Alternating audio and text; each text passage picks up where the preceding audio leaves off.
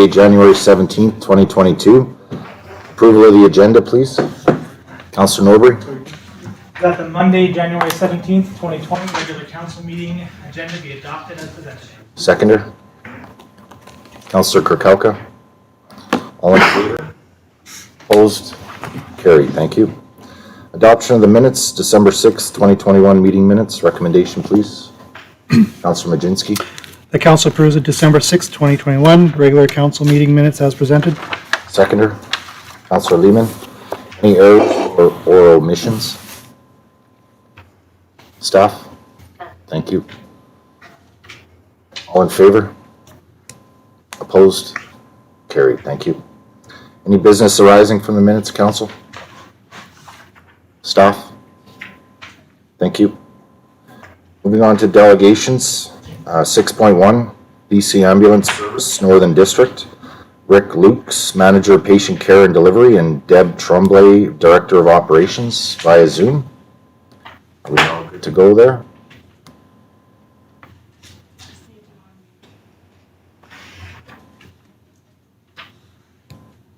You have to ask them to unmute.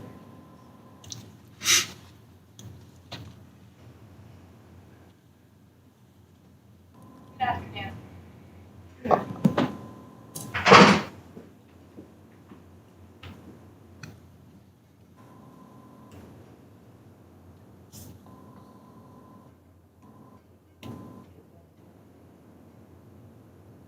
Deb, can you talk again here? I'm just checking the speaker volume. You bet. Good afternoon, everyone. I'm Deb Trumbley, Director of Patient Care Delivery for the Northern District. Hi, Deb. Welcome. Laptop. Thank you.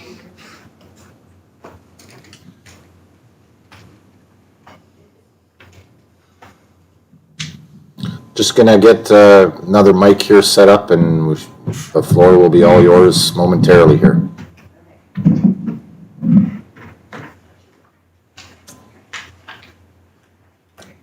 All set? Okay, perfect. Welcome, Rick and Deb. Thank you for joining us this evening.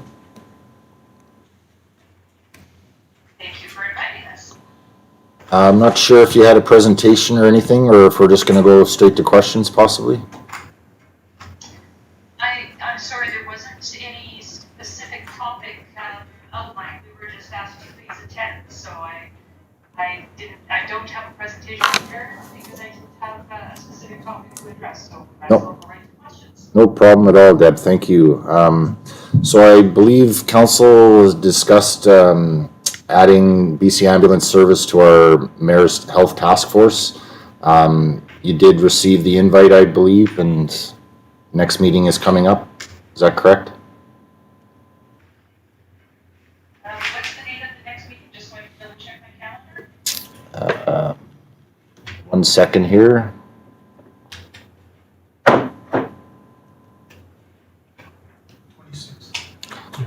January 26th. I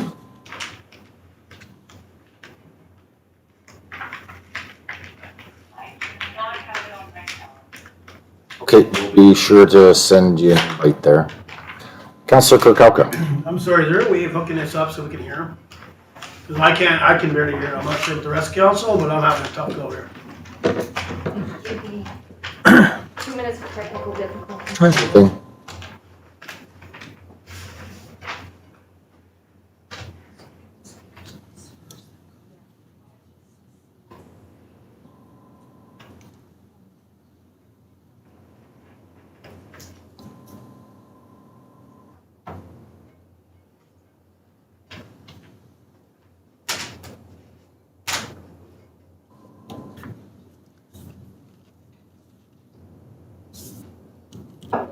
Just be a moment here, Deb and Rick, just dealing with some technical issues here. Not a problem. That's better, eh? Yeah. Is that better?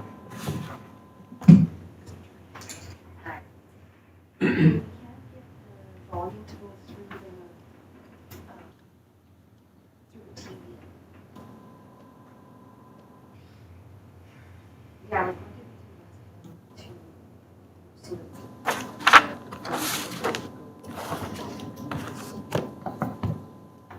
Do you have a question? Yeah.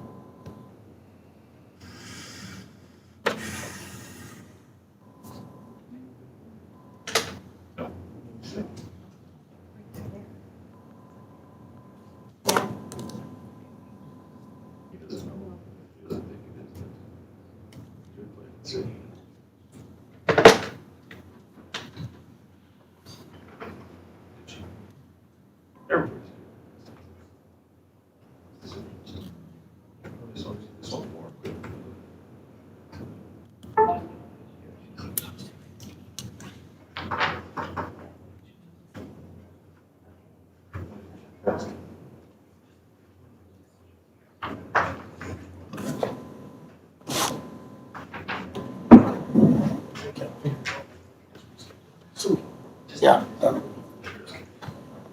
I think it has gone up since, so just double check here.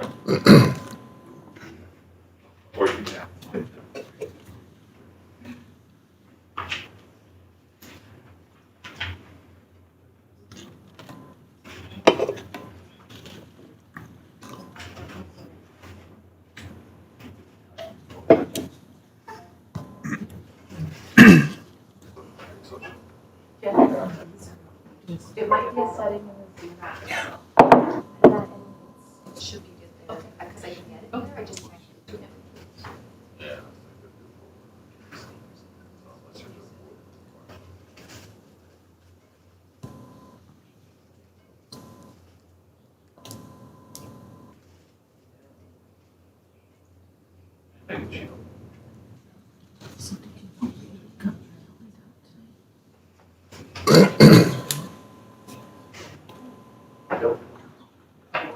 So the LED. Try a sound test there. Deb, can you hear us okay? I can. And Rick as well? I can hear you, you betcha. That better? Okay. All right. So yes, thank you again for joining us. We wanted this opportunity to really discuss the BC ambulance service in Tumbler Ridge currently, but also moving into the future. So thank you again for joining us this evening. Councillor Kirkhalka. Thank you, Your Worship. Yeah, thank you both for being able to make time to join us tonight. I have a couple questions. We did have that emergency meeting a while back in regards with Northern Health and yourselves. And since the implementation of the new service with BC Ambulance, are we seeing any shortages in Tumbler Ridge? Rick, can you give an update on the staffing at Tumbler Ridge? Are you talking about shortage of the ambulance service or Northern Health? Ambulance. Ambulance, yeah. No, we've been staffed 100% of the time since our last conversation that I'm aware of. Okay. Councillor? So does it look like to yourself then, Rick, that the new direction is working within Tumbler Ridge for the service here? My understanding is we've had full coverage on the SOC. We are still short one position, but the other crew members are backfilling that one position. So we have 3 out of the 4 SOC spots filled there. Councillor? So are we seeing any issues there with the community paramedic having to be off shift and not making her appointments? So how we work the community paramedic program is those are appointments that could be canceled if they're on an emergency response. So when we book those appointments, we let them know that we're going to be there, and we usually phone them 15 minutes before arriving to confirm that we're going to be able to attend. If, for example, we're off on we're out saving a life, they would contact our CP coordinators would contact the patients and let them know that we'd have to reschedule. Okay. Councillor? So just last time we had this discussion, David mentioned that if the person that's doing the community paramedic gets called out after a certain time at night, the individual would have to have them a certain amount of hours off before they could go back into service. Are we seeing any of that interruption in regards to the position? Very few. Very few. I believe the other day they were down for 3 hours in the morning because they went out at 2 or 3 o'clock in the morning. So they had their rest period, and but it's very minimal.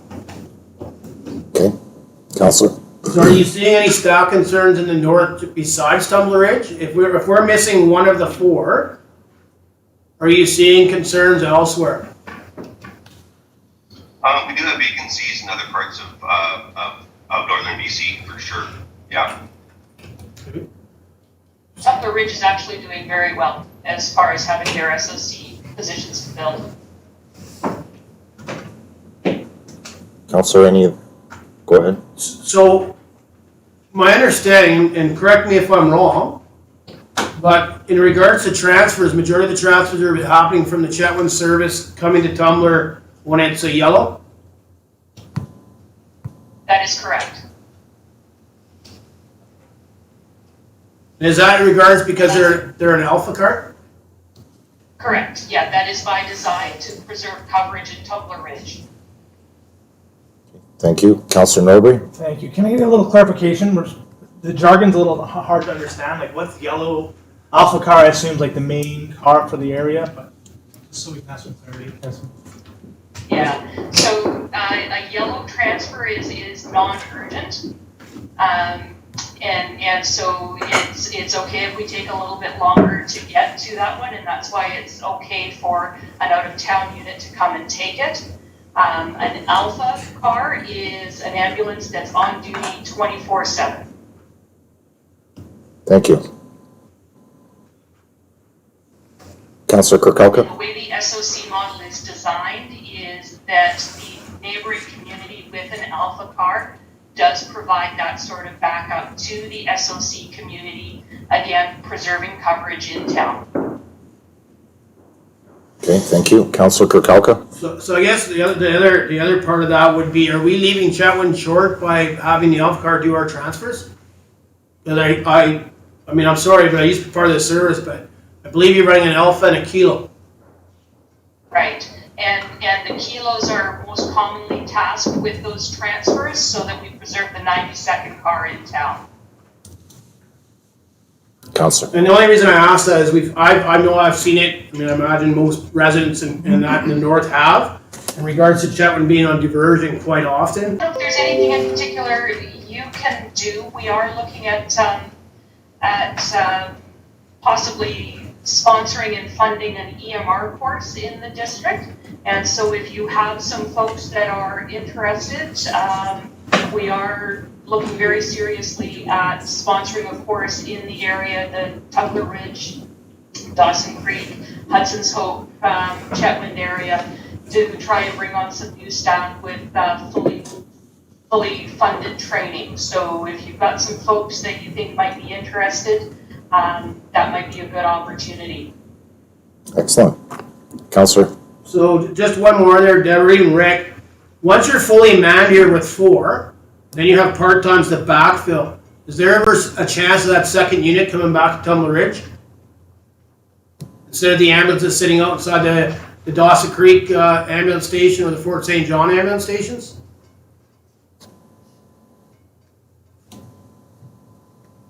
Well, what we've done, those were mechanical spares. So we've moved those spares to where the service centers are.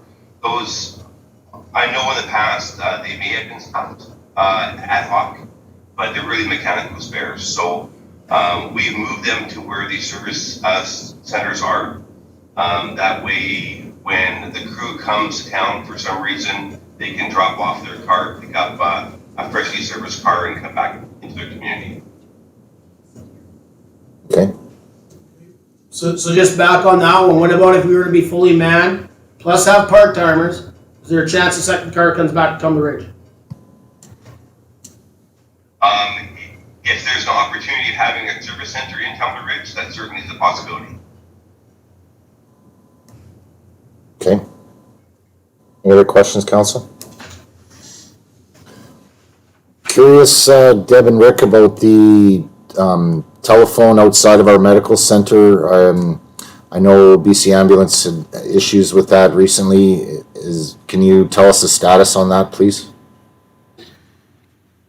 We don't control the phone outside the medical center. That's Northern Health's purview. We just let Northern Health know that we could no longer support them with the phone answer service. And how they decide to operate that is entirely up to them. Okay, thank you. Councillor? So just on that, if somebody calls for an ambulance to the Tumbler Ridge Clinic, does the ambulance still respond? Yeah, we will respond to calls for help, but we'll transport to an appropriate facility. So that appropriate facility may not be the Tumbler Ridge Clinic. Right. Okay, Councillor? So is the policy still not in place where it's the nearest clinic, the nearest medical care?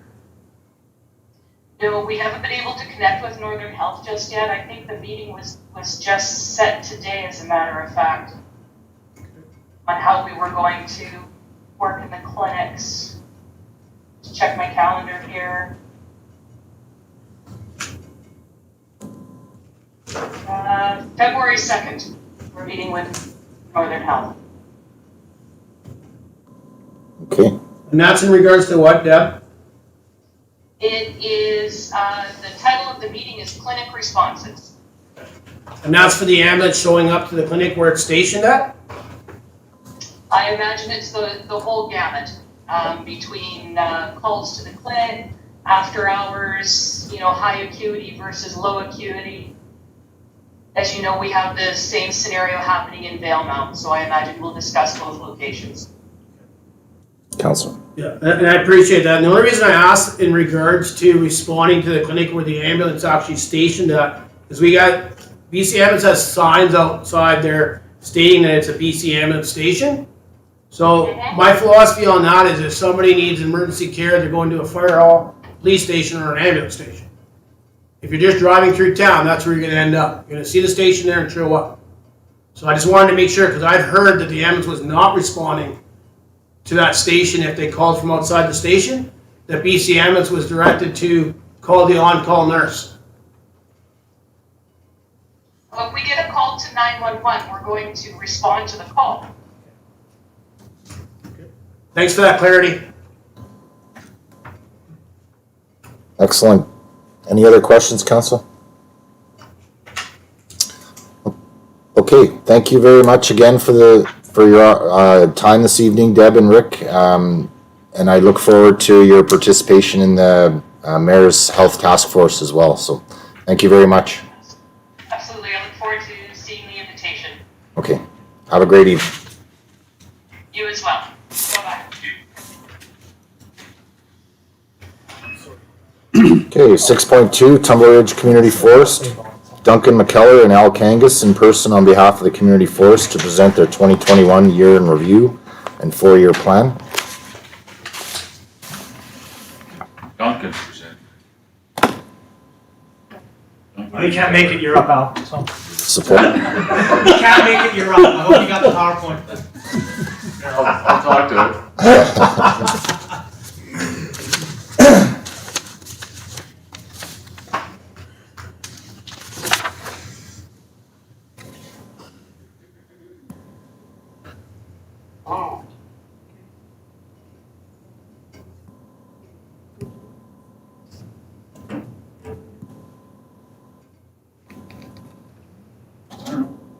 He's on there. He's too quiet. Oh, here you are. Oh, there we go. Hey Duncan, how are you? Good, I don't see anybody. We're just working out the technical difficulties here. 1 second.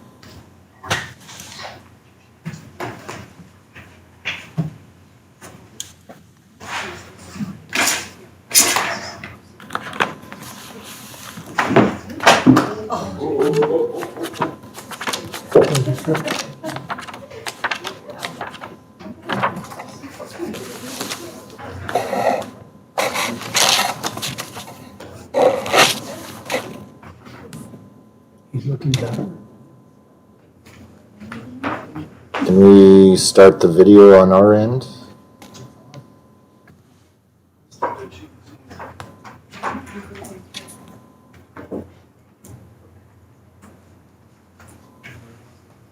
It should be on the website.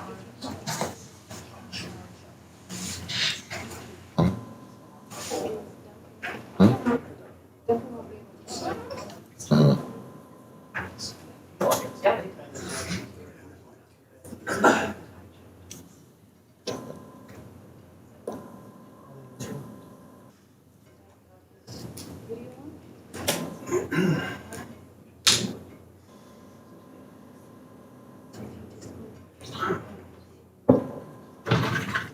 There we are.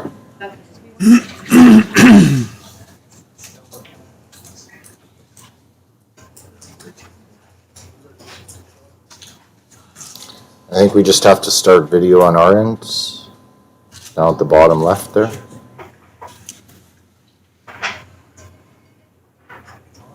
Red line. It is. It's just through the Oh. speakers again, so through the microphone.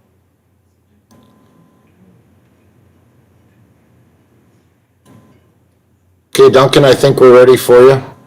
Floor is yours.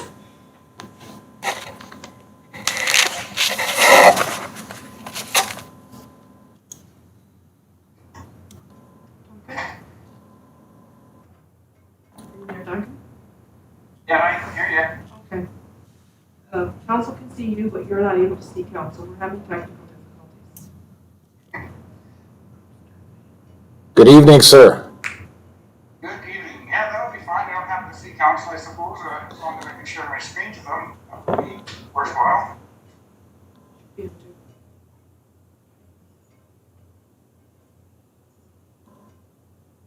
Yeah, okay, you can go ahead and share screen there, yep. There we are. All right, can you see the presentation? Sure can. Just put it full screen, Duncan. There we go. There we go. All right, so we're ready to go? Yes, sir. Okay. Super. Well, on behalf of the board, Councillor Jess, appreciate the opportunity to talk to you folks today, provide your review and your plans for the next foreseeable future.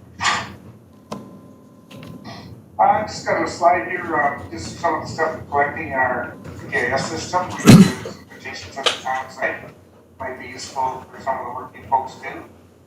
Recently put the town plan bike trails on there, plan welfare,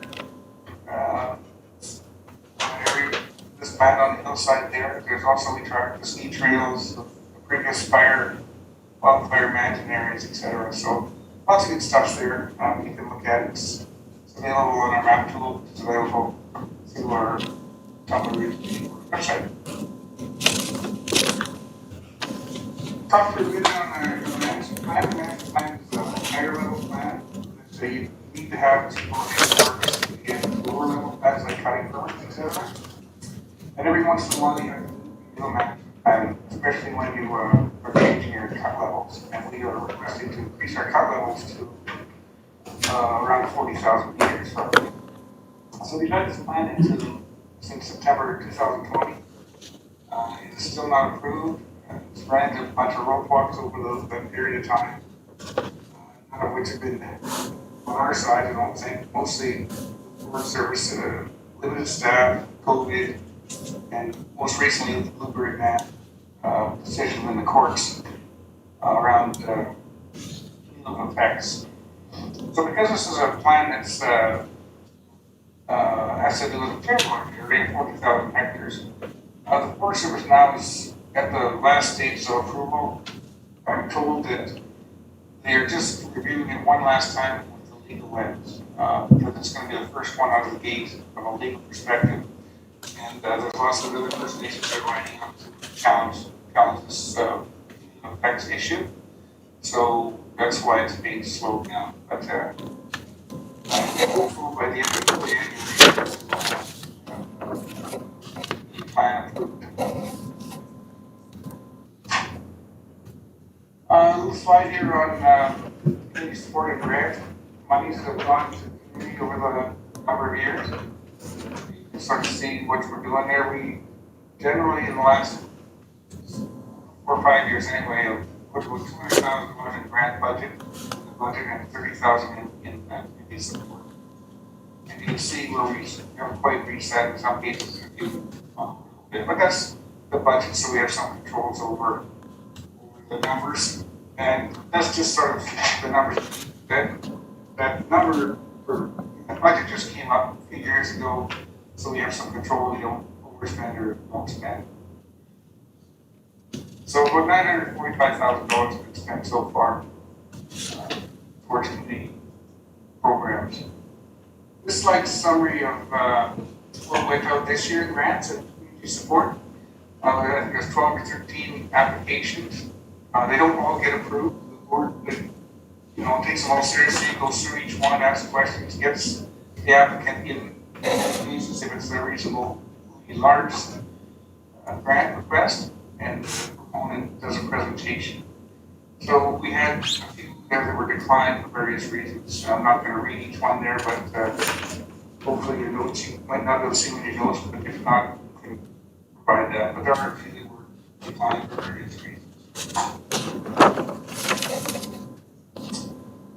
This slide is all the folks that asked for grants over the years. The red was the one that asked for grants in 2021. And this isn't the entire grant list, if you will, because folks like the food bank often get multiple grants in a year. So this isn't, I don't know, there are, here this was 35 or so. We actually have over 100 grants provided in the last 7 or 8 years.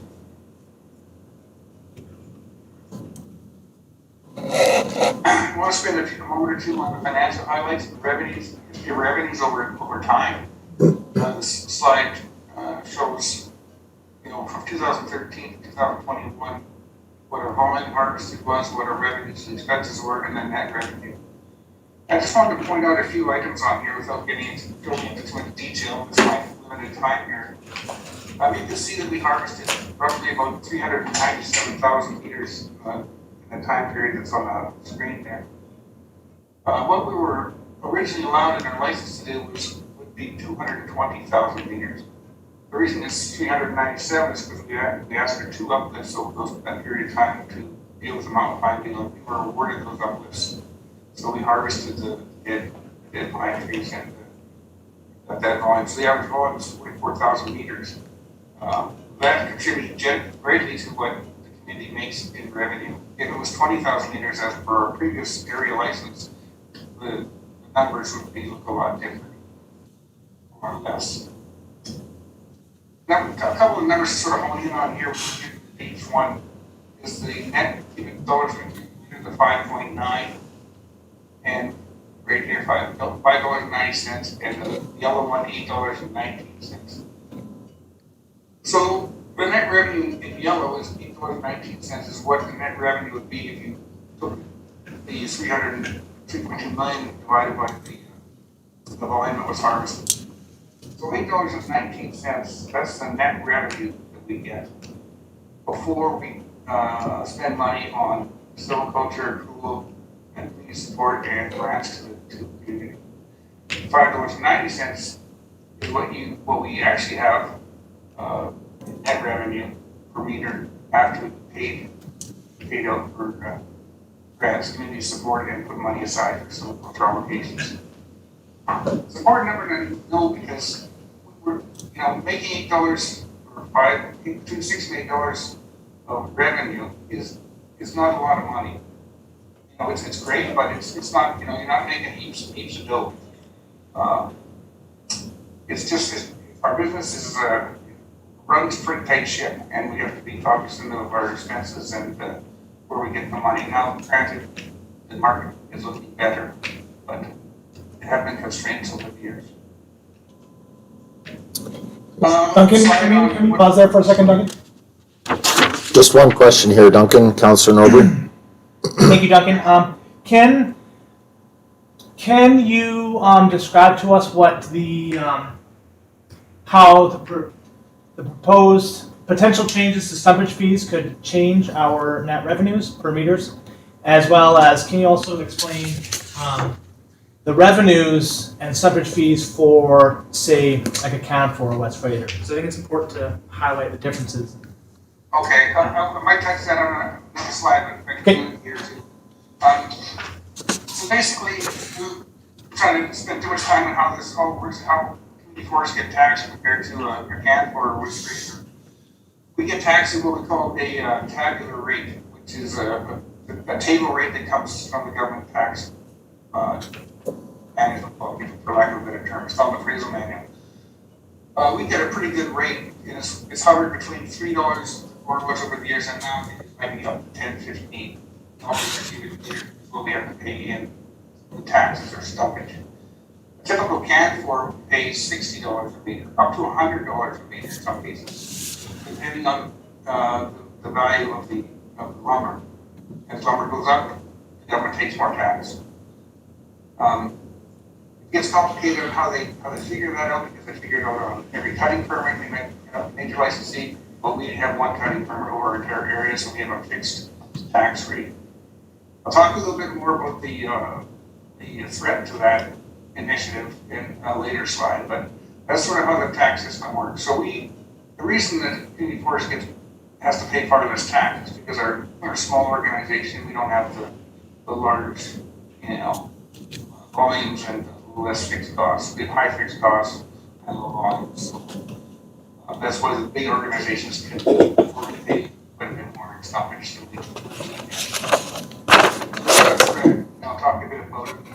There is a threat that the government, a serious threat that the government wants to change the system, so we pay some sort of blend between what we have now with the tab rate and what the large companies pay, which is far, far more. So, if they say you now have to pay, instead of an average of whatever tab rate is, $5, $10, you have to pay somewhere between that and 60, we will stop working because we can't, our margins are slim, right? You can see the margins at best are $8. Look backwards. Okay, I won't spend much more time. Is that answer your question, Chris? Yeah, yes, thank you, Duncan. The slide's just comparing financial highlights for the year. Actually, we didn't do too bad, considering we harvested roughly 6,000 meters in 2021. We kept our retained earnings fairly close to last year, almost identical, a couple $1,000 one way or the other. And we squeaked out a little bit of net income. And the reason that was because we tightened up our belts on expenditures, and we made some dollars in investments. The money we have in the investment portfolio. This is just a similar numbers looking at it a different way. If you like graphs showing that last year and this year we held pretty steady, considering we only harvested, like I said, 6,000 meters. We were expecting to harvest a lot more. I expected to have a Manda plan in place months ago. We're going to harvest 40,000 meters, but it just didn't happen.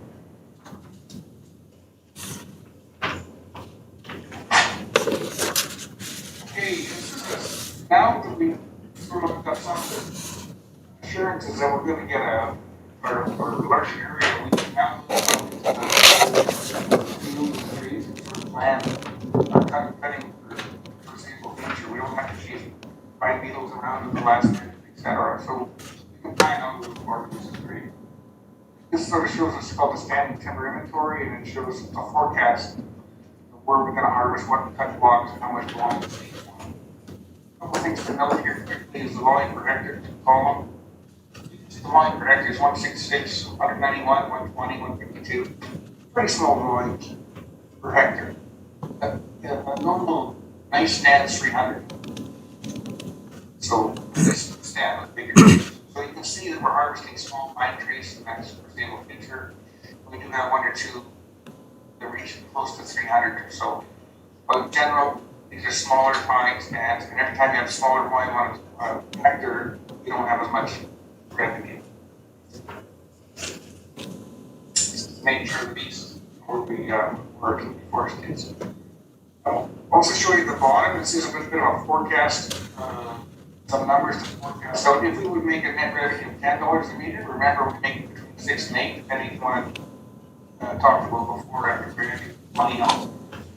If we make $10, then anticipate we'll make a little bit more than 8 for the foreseeable future because the lumber markets are going crazy.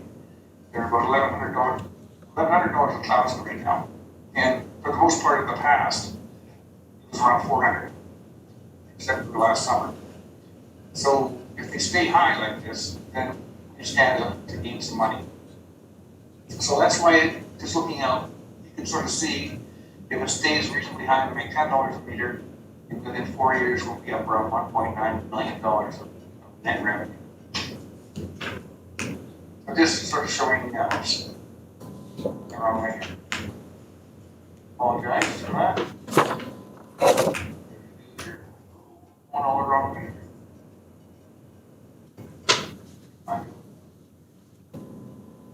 Alright, apologize for the running around. This is slide. No. Okay. Blowdown cleanup. We did do some cleanup and blowdown that happened around town. The pond block there and behind the industrial areas. Making a blowdown happen, and we were there to clean it up. And we made just a little bit of money doing it, about $5,000 or $6,000 I think. The cost of take the cost of what it costs to do it, minus the cost of so good for it.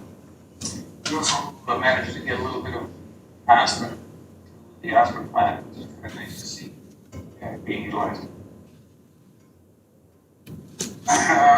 This slide out from 2012, council, and just look over these bullet points with the 9-10 years time hence, and sort of puts in red what the changes I think have happened. I'm not going to go through every one of them, but the top 3 I would suggest are the number one threat we have now is the changing of the stumpage system, which I just alluded to a moment ago. So the government is really leaning on changing the stumpage system. And one of the main reasons is the First Nations woodland licenses that they provide us with many First Nations have to pay full stumpage. And they're saying, well, why do you get to pay full stumpage when community forest doesn't? And that's where the crux lies. So that's really being threatened, and at the provincial level, they're fighting hard to set the low stumpage rate. The second constraint probably is there's more constraints on the land base. We have more old growth, the caribou, the pandemic, the cumulative effects happening. They weren't there 10 years ago. So that's difficult. The other one, I guess, is a limited market, probably the third one. If the forest industry gets squeezed further and one of the majors goes away in Kepler, like one of those 2 majors shuts their mill down, we won't have competition. It'll be all one company to sell to, so that will be not a good thing for us. So those are the sort of the changes generally without going through each one in detail. And it's because of that we're able to log all those poor log areas that he was talking about. He was talking about, a standard area has about 500 cubic meters per hectare, and I keep on wanting to say mine, we're able to log way less than that. It's because we're not taxed to the same rate as the big companies are. So, that changes. We may not be a money-making proposition anymore. Business case would definitely change. So what we're asking out of council is if you hear any discussions outside of what we hear on stumpage fees and tax rates, please bring it up with them. That listen, the community forest throws a lot of money into the community, and that's probably a reason that we aren't taxed so much, because the money gets recycled back into the community instead of into somebody's pockets. But if that changes, that will be a huge detriment to corporation. Definitely. We're running a little short on time here, Duncan, so I'll need to take questions now. Council, any questions for Community Forest? Councillor Lehman? Thank you, Mayor. Just one. With lumber prices going from $4 $1,400 to $1,700 1,000. Did that make any difference to raw log price? Like, did the companies that harvested benefit from that, or was it just the mills that benefited from the high rate of inflation? No, we benefit also. The way our contracts typically work is Duncan will go to West Fraser or Canfor and say, we've got this block with this type of wood in it, this quality of wood. And Canfor or West Fraser will bid on logging that block. So they'll hire the contractor, they'll hire all the people to go log that block. It's a rare instance where we'll bring the contractor in, we'll hire the contractor to go log it. So West Fraser, they pay us when the logs hit their scales, but they manage the whole thing. Now, we run down to one buyer, that changes the game immensely. Because where's the next place? The next place for us to go to is Prince George, or what's that, halfway between Bear Lake. So we need to support 2 mills at the very least in Chetwynd as much as we can also. And correct me if I'm wrong on any of that, Duncan, please. Well, that's pretty much correct. The market prices go up, supposedly the prices for our logs increase as well. And I'll be frank, the investments that we put together, the money that we had when we moved into investments, the operations last year lost money. We used $250,000 out of that to still pay for our expenses. For the interest we made off the investments gave us a $20,000 plus, which means the operations, because we only logged 6,000 cubic meters, lost $230,000. Okay. Because we could not get permission, or the expansion that we applied for sat there in somebody's desk all last year, and then all these problems, we couldn't get the expansion. And our old cut license had run out at the same time. So we're trying to fix that, but it's not easy. Absolutely. Any other questions, Council? Councillor Kirby. I just had one, you guys sold logs, logging truck with logs to local, or small log building project. How'd that go for community? We got paid. That's it. That's what we were looking for. Have you Is seen we got anything the market rate for that log, those logs. Okay. I'm not sure what, What's that? I hear you. That was the logs that went to Stacy. Yes, I know. Oh, Yeah. okay. They did, but I don't know what, he hasn't really started up until enterprise yet. But We got market rate for the logs. Oh, yes, yeah, we did. So we got 70 bucks a meter or something like that, yeah, we got the market rate. Perfect. Any other questions, Council? Okay, thank you very much for coming in, and thank you for your time this evening, Duncan. Thanks, Duncan. Okay. Take care.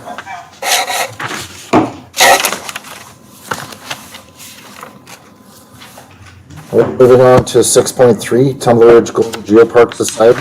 Tumbler Ridge Global GEOPARK Society in person to present new and relevant information about their current funding situation and answer questions about operations. We have Manda Maggs and Mr. Al Kangas joining us. Good evening. And Murry Smith, thank you.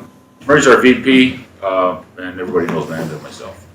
Yeah, he wasn't able to make it tonight. He was going to be here in person as well, but I think April was possibly going to join us on Zoom, and there's a few of us watching on the live stream. So. Perfect. Welcome. The floor is yours. Thank you. Mostly we just wanted to come in tonight, have council have a chance to ask us questions and give you a slight update. I know we were only here just in November to give you an update on what was going on with PRRD. Since then, we've taken council's advice and gone to as many places as we could, and we've been pretty diligent about seeking other sources. We did make an application to Community Forest, which was turned down, so we just wanted to keep you guys informed because I know you don't like surprises. and give you an opportunity because we'd heard that there was a motion on the table from Joanne in early December. So we wanted to make sure that you all had a chance to ask any questions that you might have of us. Thank you. Council? Councillor Norbury. I'll start. So I'm gonna go straight for the heart of it, in my opinion. So you're asking us for 120, well, we're looking at $120,000 of funding that you need, which is about a little over half what you get from the district. What happens if you don't get that funding? Little over half from what we get from the district? Sorry? From what I understand, we give the GeoPark for the running of the visitor center, et cetera. We have a contract, yes, to run the visitor center of a certain amount. That is correct. But this is for operational funding of the GeoPark itself. It costs us for insurance, for wages, for et cetera. It costs about $120,000, not including what the costs are going to be on the Center. what? The visitor center. Thank you. Not the visitor center. What are we building? The interpretive center. Interpretive center, yes. The trailer that we've got that's going to drive around the community and the area and cheer about Tumbler Ridge and the GeoPark. That doesn't include any cost for that. There's going to be fuel, people involved with that. So this is just to run the basic needs for the GeoPark. Be able to keep people in place and be able to do what we do as far as the tours and being able to get with people and do our thing and be able to keep our designation, the things that we do to keep our designation. Councillor. Okay, so let me rephrase my question now. I understand that this is operational, it's critical.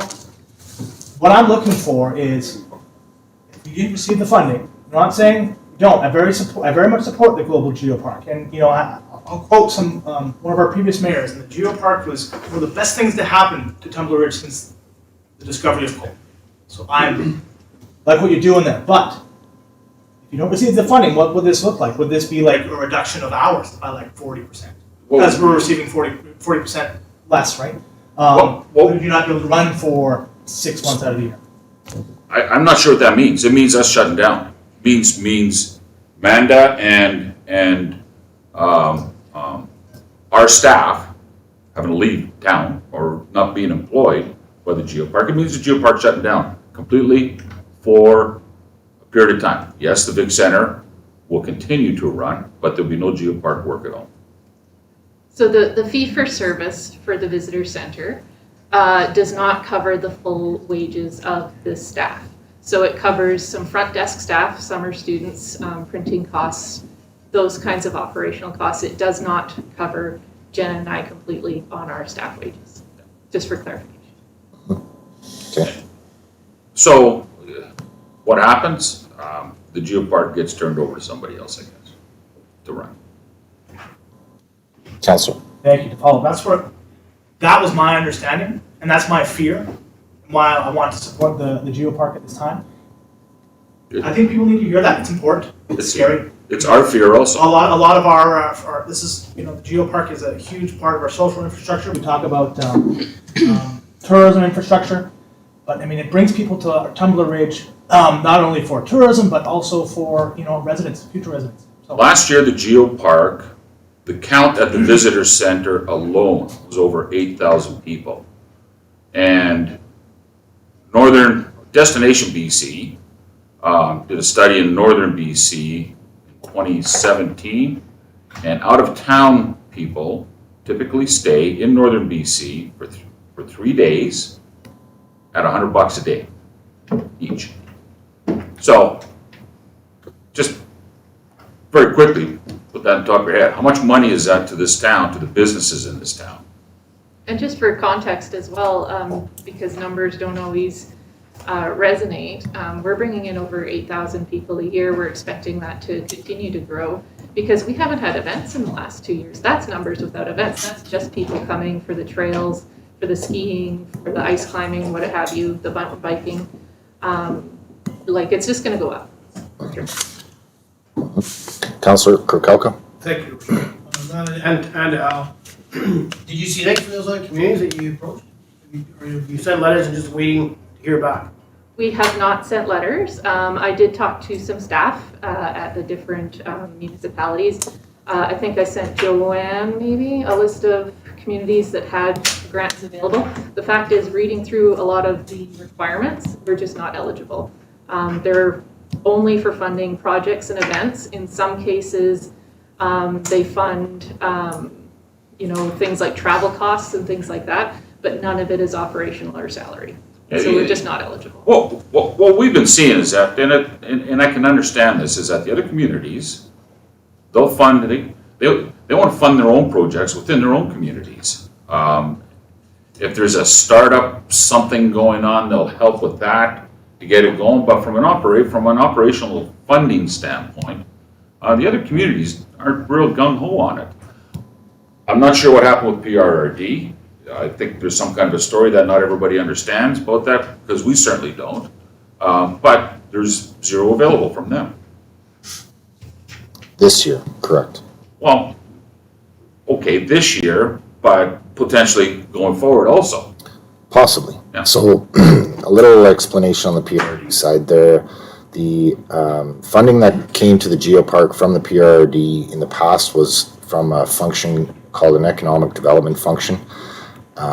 Through policy research and bylaw research at the PRD, they discovered that the letters of patent, which is the original paperwork to describe the function, didn't support the current function the way it was being used. So unfortunately that had to shut down and get reworked out. So that's why we're seeing new functions come up at the PRD, because that function dissolved. So one of the possibilities this year that will be going to referendum is a new function for the GEOPARK and museum for operational funding, stable through bylaw, through taxation, throughout the entire regional district. So that's on the slate for this year, and we'll see where that lands. Yeah, and there's no doubt in my mind, or the GEOPARK's mind, that there's benefits to the 100%. outside community. 100%. But when you think about 8,000 people, just take one night at $100 each, that's a bit of coin in the local businesses themselves. So I think that needs to be in consideration also. Absolutely. Councillor Majinski. Thank you, Mayor Bertrand. Thank you very much for coming in and answering questions for us. In and around the province, the tourism sector has been down quite a bit. What has it been like here? Remarkably, so last year was my first year with the GEOPARK, and I immediately got thrown into a bunch of meetings with all the other visitor centers who were all trying to come up with their COVID plans.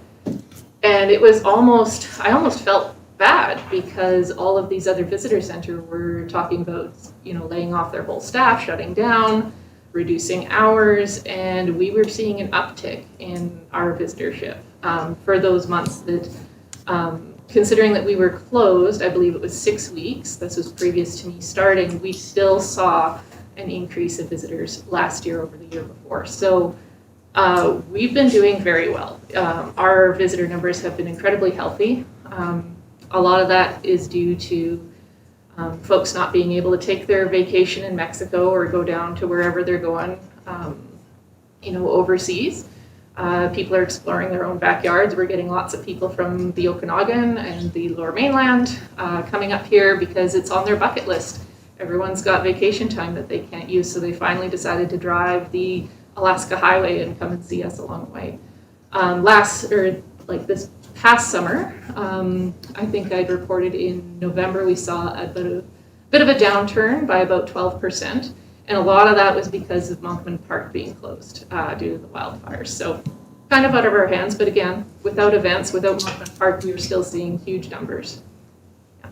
And one thing that I should mention is those are just the numbers that we're capturing at the visitor center.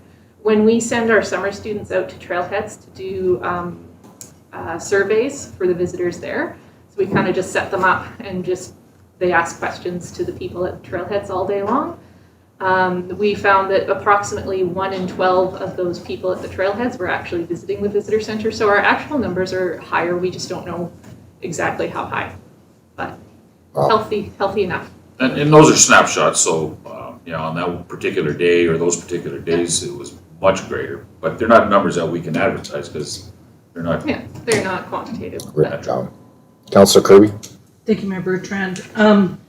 I think securing operational funding for the GEOPARK will give us sustainability.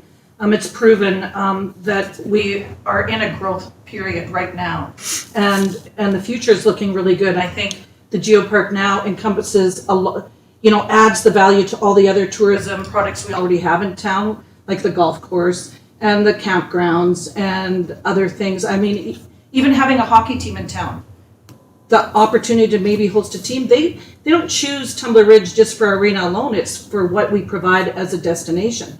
And tourism is a lot more than just the GEOPARK. I mean, it's a way for people to get out and get away from work. And I think as a community, we've provided those services that go above and beyond other communities around us. When talking with Clint, he said environmental tourism has become really big since COVID. And that's giving people a place that isn't so jam-packed with people, where they're getting the clean air, and that's what they're looking for now. So, this works on our benefit. Losing the PRRD funding is unfortunate, but I think that's where we should take over that funding ourselves, because with the funds that the GEOPARK has generated through industry and other options provided by Northern BC Tourism and other tourism industries, we're getting monies to support a lot of the services that they can go out and provide. One being the Geo Interpretive Center, one will be the traveling Geo Center. And I think that's where we'll see funding coming from the PRRD in the future is supporting those programs that we've already started. And so when they want those things going into their communities, they're gonna pay for those, because we've got the operational funding kind of at a point where we can continue and keep this tourism industry good for years to come. Because you can say tourism, we're not into tourism, we're not getting anything back from tourism. Ever since I moved to Tumbler, there's always been a tourism aspect, whether it was Canoeso Falls, and then we had when the town shut down, then all of a sudden we had the dinosaur finds and everything. It just keeps going and going. And I think we're working on something that's going to get bigger and bigger just with what's already started. Now we've got fishing derbies, and we've got sledding Santa, and we've got partnerships with local businesses. We'll see tourism operators, I think, grow in the future. We've had some really rough times with mine closures and COVID and et cetera, but the GEOPARK is still offering things to our residents that are keeping people motivated and getting outdoors, and it's moving. It's moving throughout the whole area. We're seeing increases in our visitor numbers. So, I think it is time that we look at this as an investment and something that we want to promote and keep going for years to come. I think this is a group that we should get behind and look at ways to find that operational funding within our budget. And we will be going to PRRD for more funds for the interpretive center and the mobile exhibit. This is to keep what we've got here in town. Yep. Thank you. Councillor Howe? Yeah, so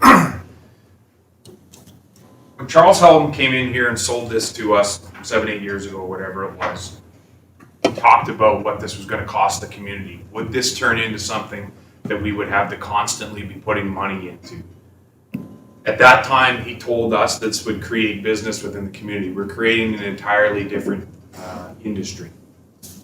I don't see how we stop that at this point. I don't see how we go in and say, yeah, no, we can't give you the $120,000, shut down the GEOPARK. We'll get rid of all of our branding, we'll get rid of all of our signs, start over from scratch, and I don't know, trying to become a farming community. I don't know what we're going to do there. I don't see how we stop that.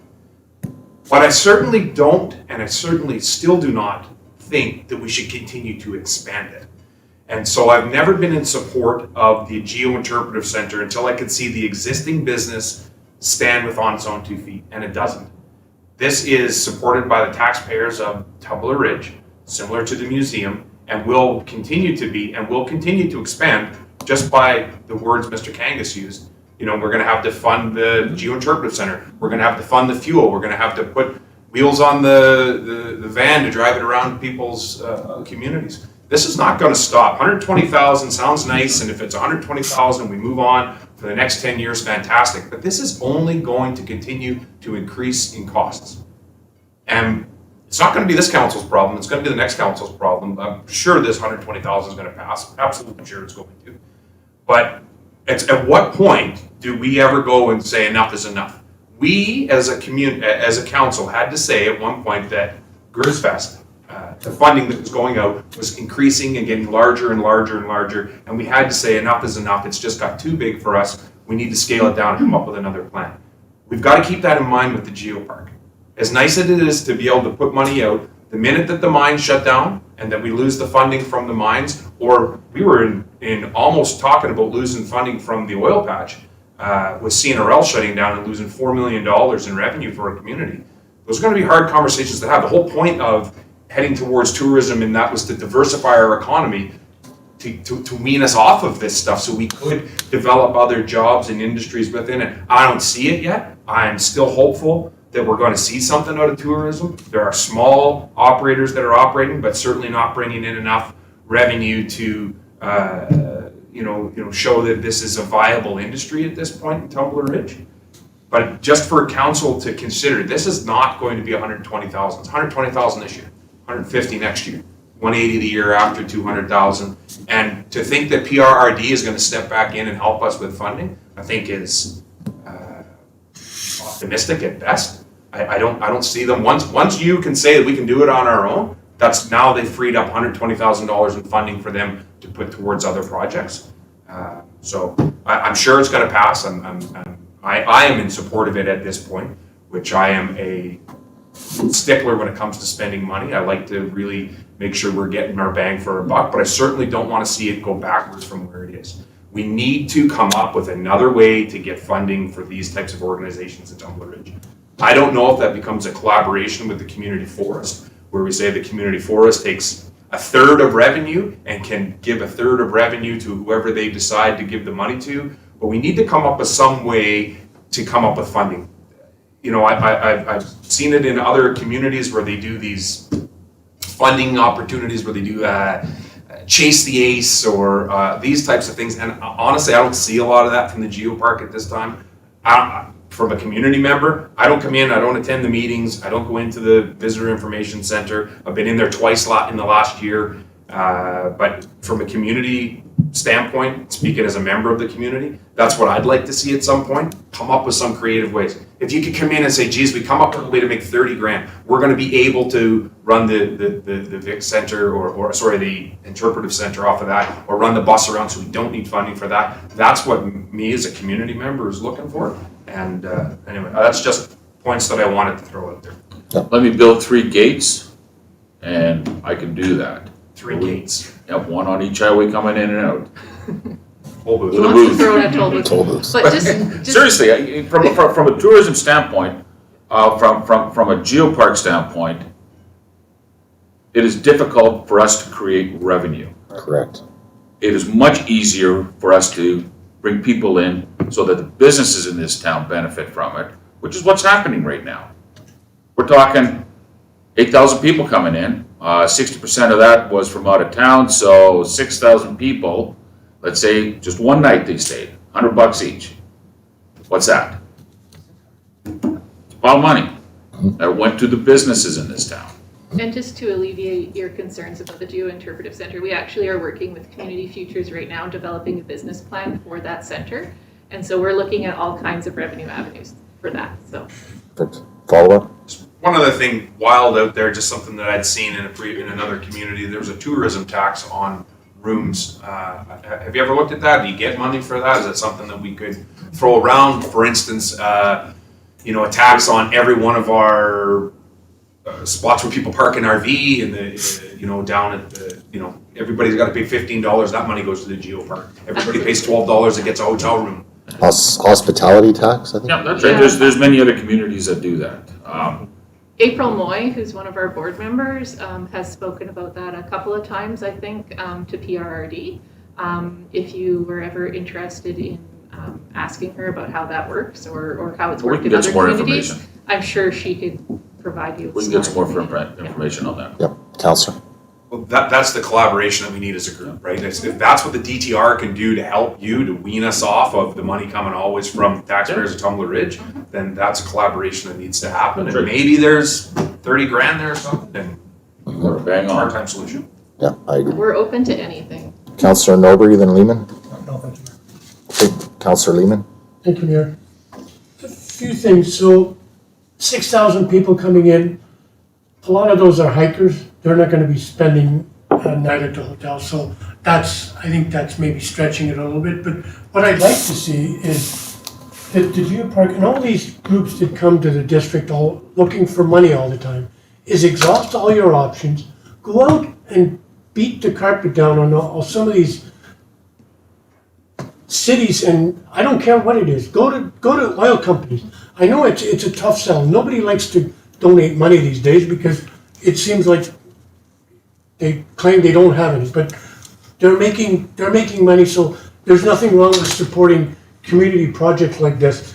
But the other thing is, like,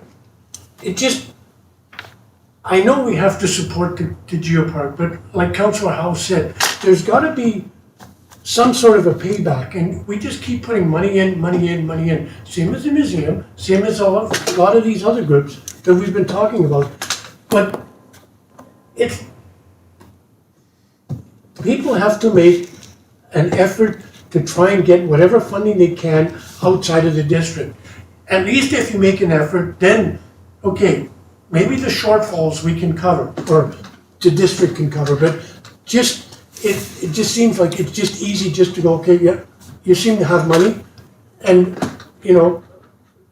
really, we're kind of, it's a catch-22. It's damned if we do and damned if we don't, because if we don't, there's no GEOPARK. So where does that leave us? We look silly. It's kind of a sad situation, but that's what it is.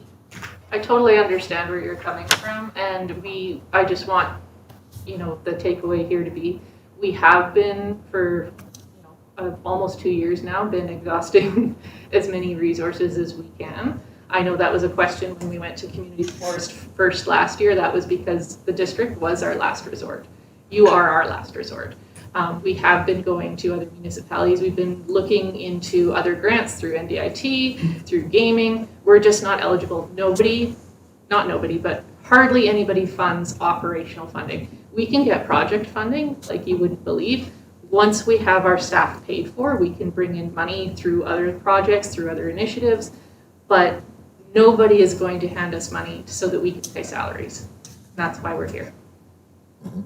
Councillor Majinski. Thank you, Mayor Bertrand. Manda actually just pretty much answered my question. I was going to have a rebuttal on that because no businesses, companies are willing to put money into operational, and that's the way it's always going to be.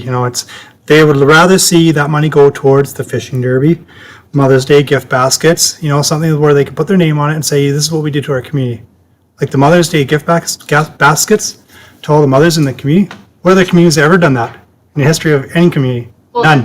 that None. isn't a small amount of money either. No, that was a huge amount. Yeah. Then the TR passports, the TRB, I don't know where that's at, if that's kind of fallen to the wayside, but that'd be another thing to get back on the go, and then put that in the hotels, so they have them in the rooms in their mini fridges, or they can buy them at the local stores. And everybody has ideas on how to make all these events and stuff, but the operational is the main thing, and I think we should stand behind that because this is part of the community. And then when you have that secured, that's your foundation.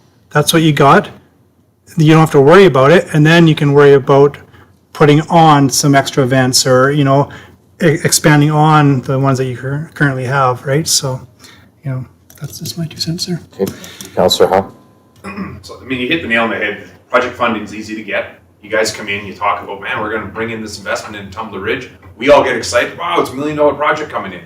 But we never continually talk about what it's going to cost us down the road.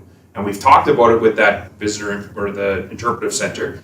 And we've said, well, who's doing the snow removal? And how are we getting the grass cut? And again, it starts falling back again to the DTR. We will do it. We will cut this. We will do that. And what ends up happening on our operational budget is we end up hiring more laborers and more people to run equipment. And with your project and this project and these guys doing that, next thing you know, we've created 6, 7, 8 new positions in the community. And now we've got to hire senior staff to start housing them. And that's what I'm seeing is happening in our community in the last 7 years.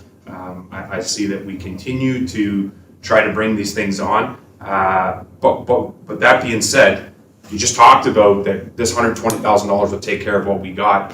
What are you anticipating will be the next step to run the interpretive center? Is the interpretive center going to make enough money off of there's a cafe or something going to be in there? There'll be like a concession in there. The way that it's being designed, potentially that park area that may be able to be used in some way for events, for other organizations, and the inside as well, the gallery space. We're hoping might have some potential there, especially because it's going to have some public washrooms, which is of benefit to the downtown core. The business plan that's currently being developed should answer a lot of those questions. I just don't have it yet. It's not. So heat and lights and taxes and insurance and yeah, we're that hoping kind to of stuff. offset those costs as much as we possibly can and to make it actually a viable business plan. Like Okay. not a not-for-profit business plan, but like a proper business plan. But without having that in place at this time, we need $120,000. We That's need correct. $120,000 to continue our operations as current because that's the funding lost from PRA. So what should we ballpark figure expect to see for the Geo-Interpretive Center? It's got to have heat and lights, and you need somebody to be in there. And Again, that's currently being investigated with our business plan. So okay, so again, back Well, to council. from a cost standpoint on the interpretive center, we're working through what that's going to cost us, and that's why I'm saying we're gonna be going out to the other communities. Yeah. Okay. Councillor Kirby? Thank you, Mayor Bertrand. I think with the Geo-Interpretive Center, that's where we can really focus on funding from the PRRD because that will be an asset that, is regional again, that with outside of operation, you can kind of put in, certain, like you say, events, et cetera. I just want to touch base on that, what used to be the hospitality tax, it's now called the Municipal Regional District Tax.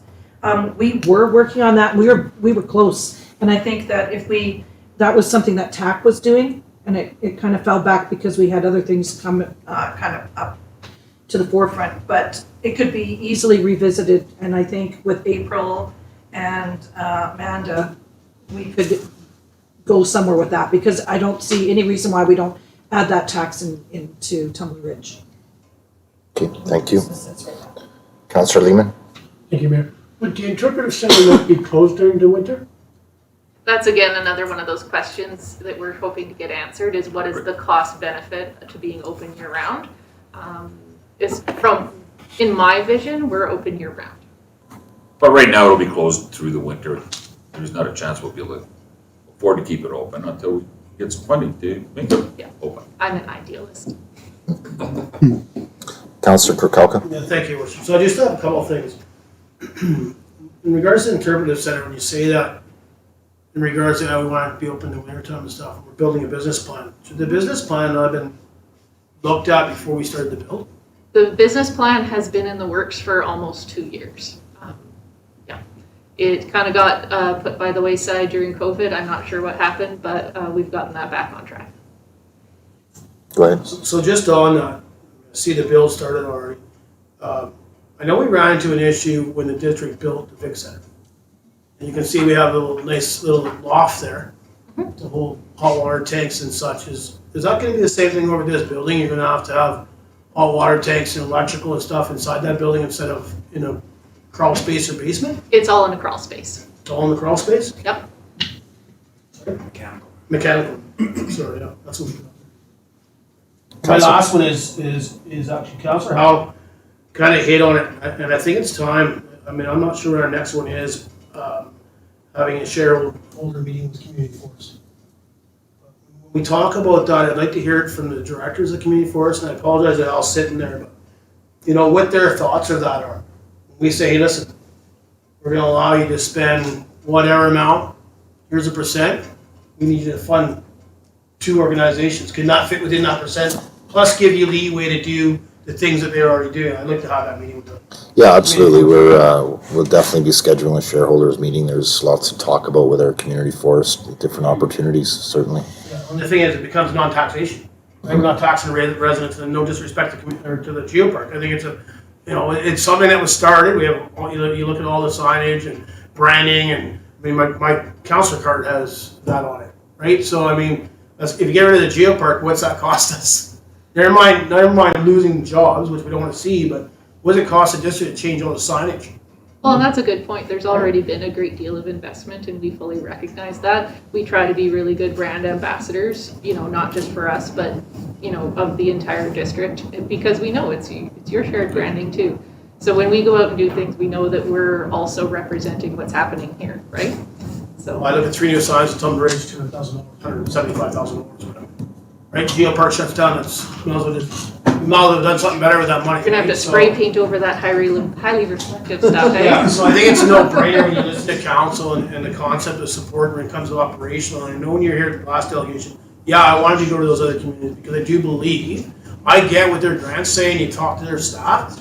Again, approach the councils what would make policy. So that can be changed. It's because that's what that community offers in grants and stuff. Does not mean that you will not see support from the regional districts.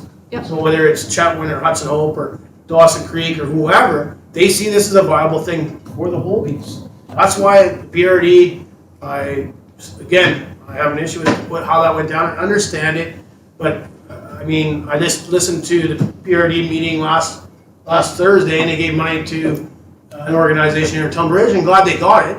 But what's the difference? Yeah. I had a hard time getting the concept of that. Well, and I think I said last time I was sitting at this desk, that I do believe that the Peace River Regional District does have some kind of an obligation to help us out because of the work that we do regionally.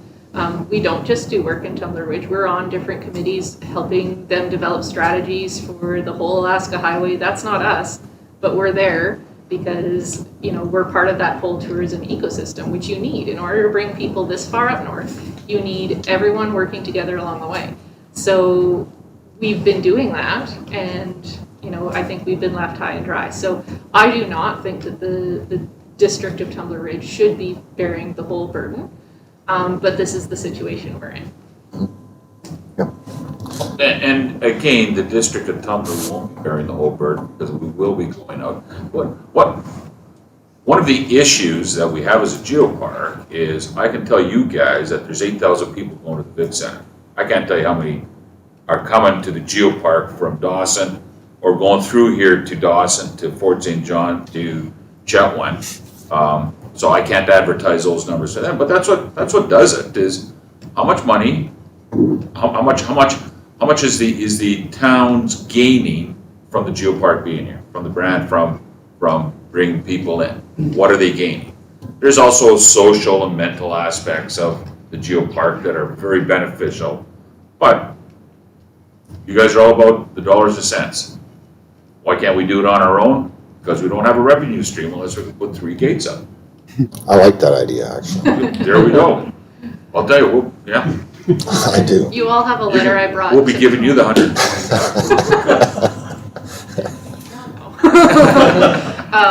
You all have a letter that I brought from Northern BC Tourism Association.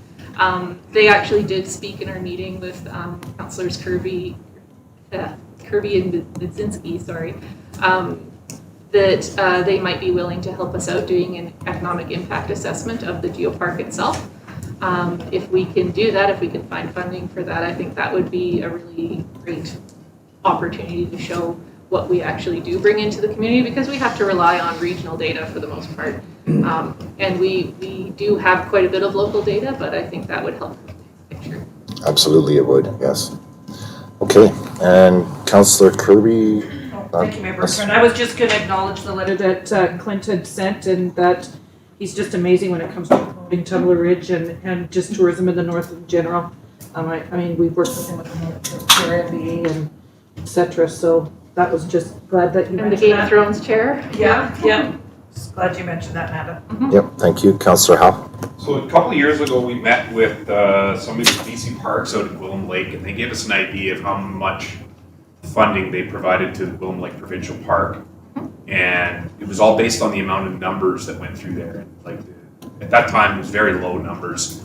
And since then, I don't know why it's changed, but it seems every time you go to Willow Lake, that place is packed. Maybe it was a COVID thing. That's why it was so busy. And I think during COVID, we're actually a bit busier than what we would not have been. But I wish I could remember that number, but I think the number is something like $35,000 or $36,000 is what it was allotted to that provincial park. Is there have those conversations happened that, yes, it's not a provincial park, it's a world UNESCO geopark. Have those conversations ever happened with the provincial government to say, listen, we're funding all this through our tax dollars and the residents of Tumbler Ridge on their backs, but have there ever been those discussions to say maybe this is time for the provincial government to put some skin in the game, even if it was $36,000 for the equivalent of what they put into Gwillim Lake? Have those conversations in government happened to anyone's thought? Councillor Kirby? Thank you, Mayor Bertrand. I think to that, all I know is that due to numbers, most of the funding goes to the Ard River Hot Springs. Yes. And that's where it goes at this point because of all the traffic they see. And that's all I can remember from that. I'm sure that, I can ask these questions to April or Clint, and that's what it came down to, is that most of the monies go to. For usage, I yeah. can also tell you that out of the 5 geoparks in Canada, so there's only 5 of us right now, 0 receive provincial funding. Councillor? Or federal funding? Or federal funding. It's all municipal and regional. Well, and I would assume that would be something that the geoparks should be getting on together as they're collaborative in Canada to say, federally, we could use some heritage money towards what we're trying to do here and preserve and promote culture and everything else. There should be some federal money there. But as for provincial money, if nobody is aware, if the question hasn't been asked, it's not up to them to ask it, it's up to us. So perhaps we need to have a motion, we need to get a motion together through staff, not right now, but ask staff to create us a motion that we do some type of a letter to the provincial government to say the time has come that we need some funding for our geopark and by greater extent the museum.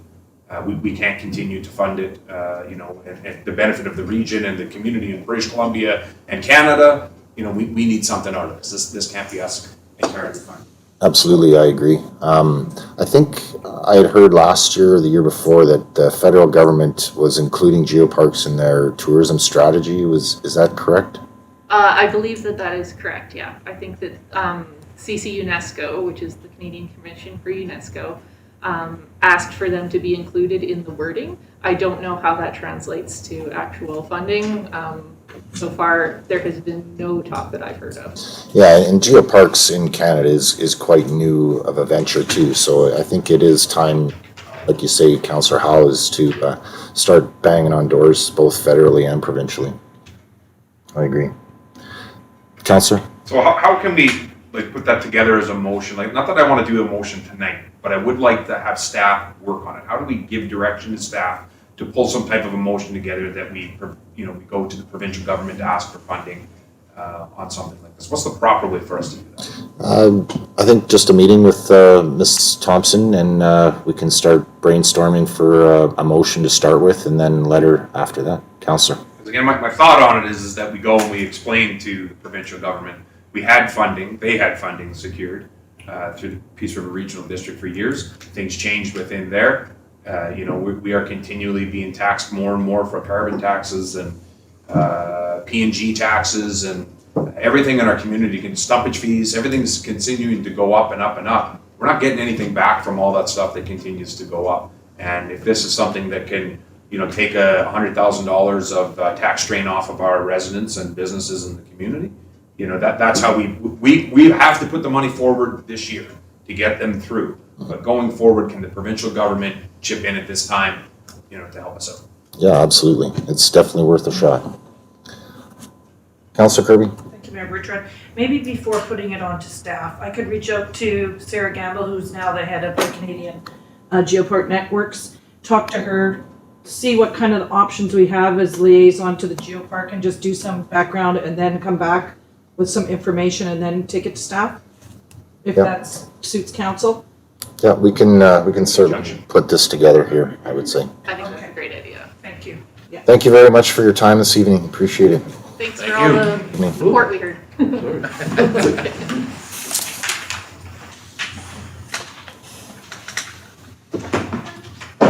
Okay, moving on to consent agenda, recommendation, please.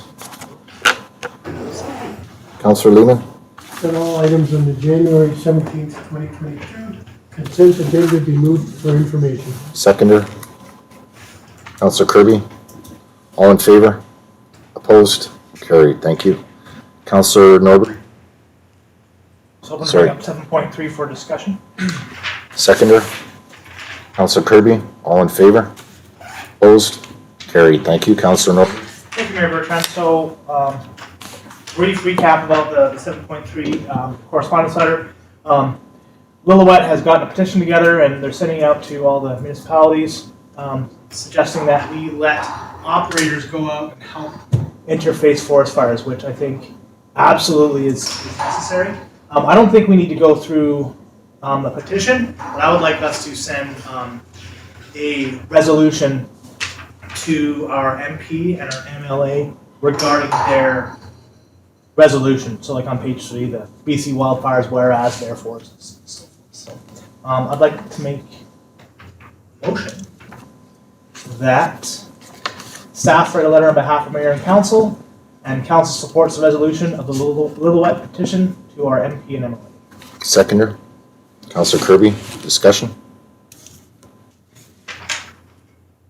All in favor? Opposed? Carried, thank you. Any other items on the consent agenda council would like to lift? Okay. Moving on to new business, 9.1. 2022 grant writer opportunities. A report from the Director of Corporate Services dated January 17th, 2022, providing options to secure a grant writer. Recommendation, please.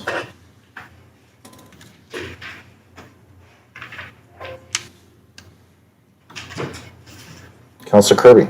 I'd like to move that council directs administration to advertise the community grant writer position and enter into a labor services agreement with the successful applicant. Seconder. Councillor Lehman, discussion. Councillor Howe. So, we go down that route, what does that do to the Chamber of Commerce for their funding for the year? They utilize this for funding, right? So Correct. I'm not 100% sure. Ms. Thompson, are you aware? Thank you, Mayor Bertrand. So council has provided the business licenses plus an amount for the grant writing. So it would need to come back to council when we do have that application for grant and aid, how that would work, and it would just be business licenses from last year. Okay, Councillor. So we would just be getting the Chamber of Commerce, the money from the business licensing for last year, instead of the addition to the $8,000 plus $2,000 grant? For grant writing, yes. So the grant writing is $10,000 out of the 29, and the remaining is the business licenses equivalent to make up the 29. So I'm sorry, I'm confused here. If we didn't give it to the Chamber of Commerce, grant writer position, Correct. if Chamber of Commerce didn't get that, we are still giving them 29 business licenses money. by resolution of council again? We have Correct. to change it. So it's not guaranteed that they're getting it. Correct. Councillor Norbury? Thank you, Mayor Bertrand. And I don't think that can happen because the Chamber of Commerce is technically a board of trade. They can't take funds unless they have a offer. Oh, geez, they need to do something in turn for their money, right? So this is sort of their way of like, okay, well, yeah, we need funding, but we can't just take funding for free. Like we need to do something. So if we take away their opportunity for this grant writer position, I don't think they can mechanically accept any money unless they're doing something for us. And that might be a challenge for them to come up with that in 3 months. There's still an opportunity if this motion does pass for the, for that organization to apply for this as well, right? This is just basically going out to another RFP to make it fair. Councillor Kirby? Thank you, Mayor Bertrand. The reason I put this motion forward was I was under the belief that the Chamber of Commerce wasn't in a position to take it over this year, and so I'm not sure. So in this sense, you put this motion through. If they still want, they can apply. Gives opportunity for Right. others as Yeah. well. Councillor Kirkowka. Yeah, and that was my question as well, is that we received a letter from the board of the chambers saying that they want the grant rate? I don't believe so. I don't think we have that. So that's why I kind of agree with Councillor Kirby when it comes to that. Like, yes, I understand there was a presentation and everything else, but nothing was said about that. And if staff haven't received a letter saying they want to change it, we just automatically say you're doing it. So I kind of understand where Councillor Kirby put that motion. You, That is large. I came in from the. Wow, take it. came in. Seriously. Councillor Norbury. Thank you, Mayor Bertrand. We can take a minute. I think 5-minute recess. Thank you. I will lose, it's a moth. You have to take it. Just a moth. I know, but I lose my. Looks like a condor. Hope you're getting this all recorded. It is. This will be our most amount of views we've ever had. Start placing it. Chris is such a. I know. Start placing bets on Where's who's my gonna get it butterfly first. net? Staff members are all curled up there. Oh, how can you sit there, Jen? Come on. Don't let it fall on them. How do they creepy things? You have to turn the lights off so it comes down. Turn the lights off and turn your iPhone on, John. No, that's happened before, don't. Apparently we lost a live feed. Do we lose live No, feed? that's the cat, that's the TV. Yeah, No it bothers Joanne. during the middle of the Oh. GEOPARK. I'm sorry, I had and hate them. Let me look. Stop. What did you say? I hate them. You have a what? I freak out. Did you just say you had a cat that eats them? No, That hairless cat. it does eat them though. Your jacket shine is probably better. Oh, man. Okay. Oh, I've got a text from Marcia. Oh, bats is my thing. Oh, God. Here comes Joanne. I know. It sees me. There we go. Oh, so close. Look. Okay, Bernie, out there. Free shower for.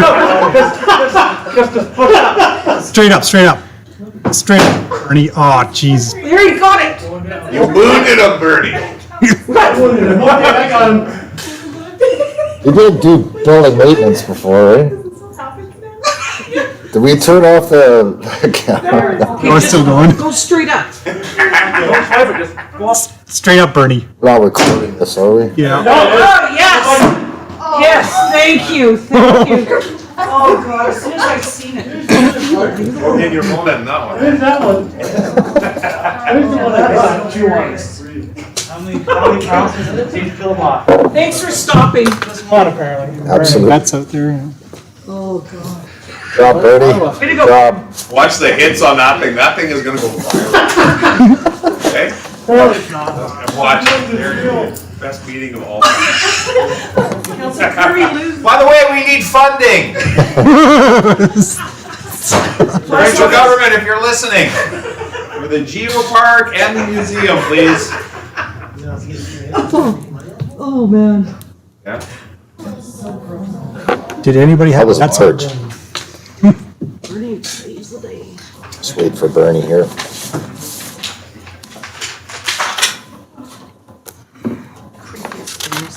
Tonight, that's this.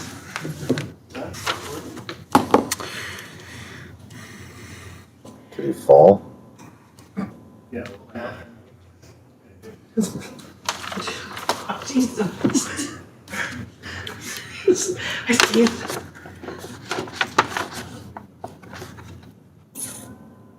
Come on, Bernie. Did you get lost? Bernie's hunting. It's on a roll now.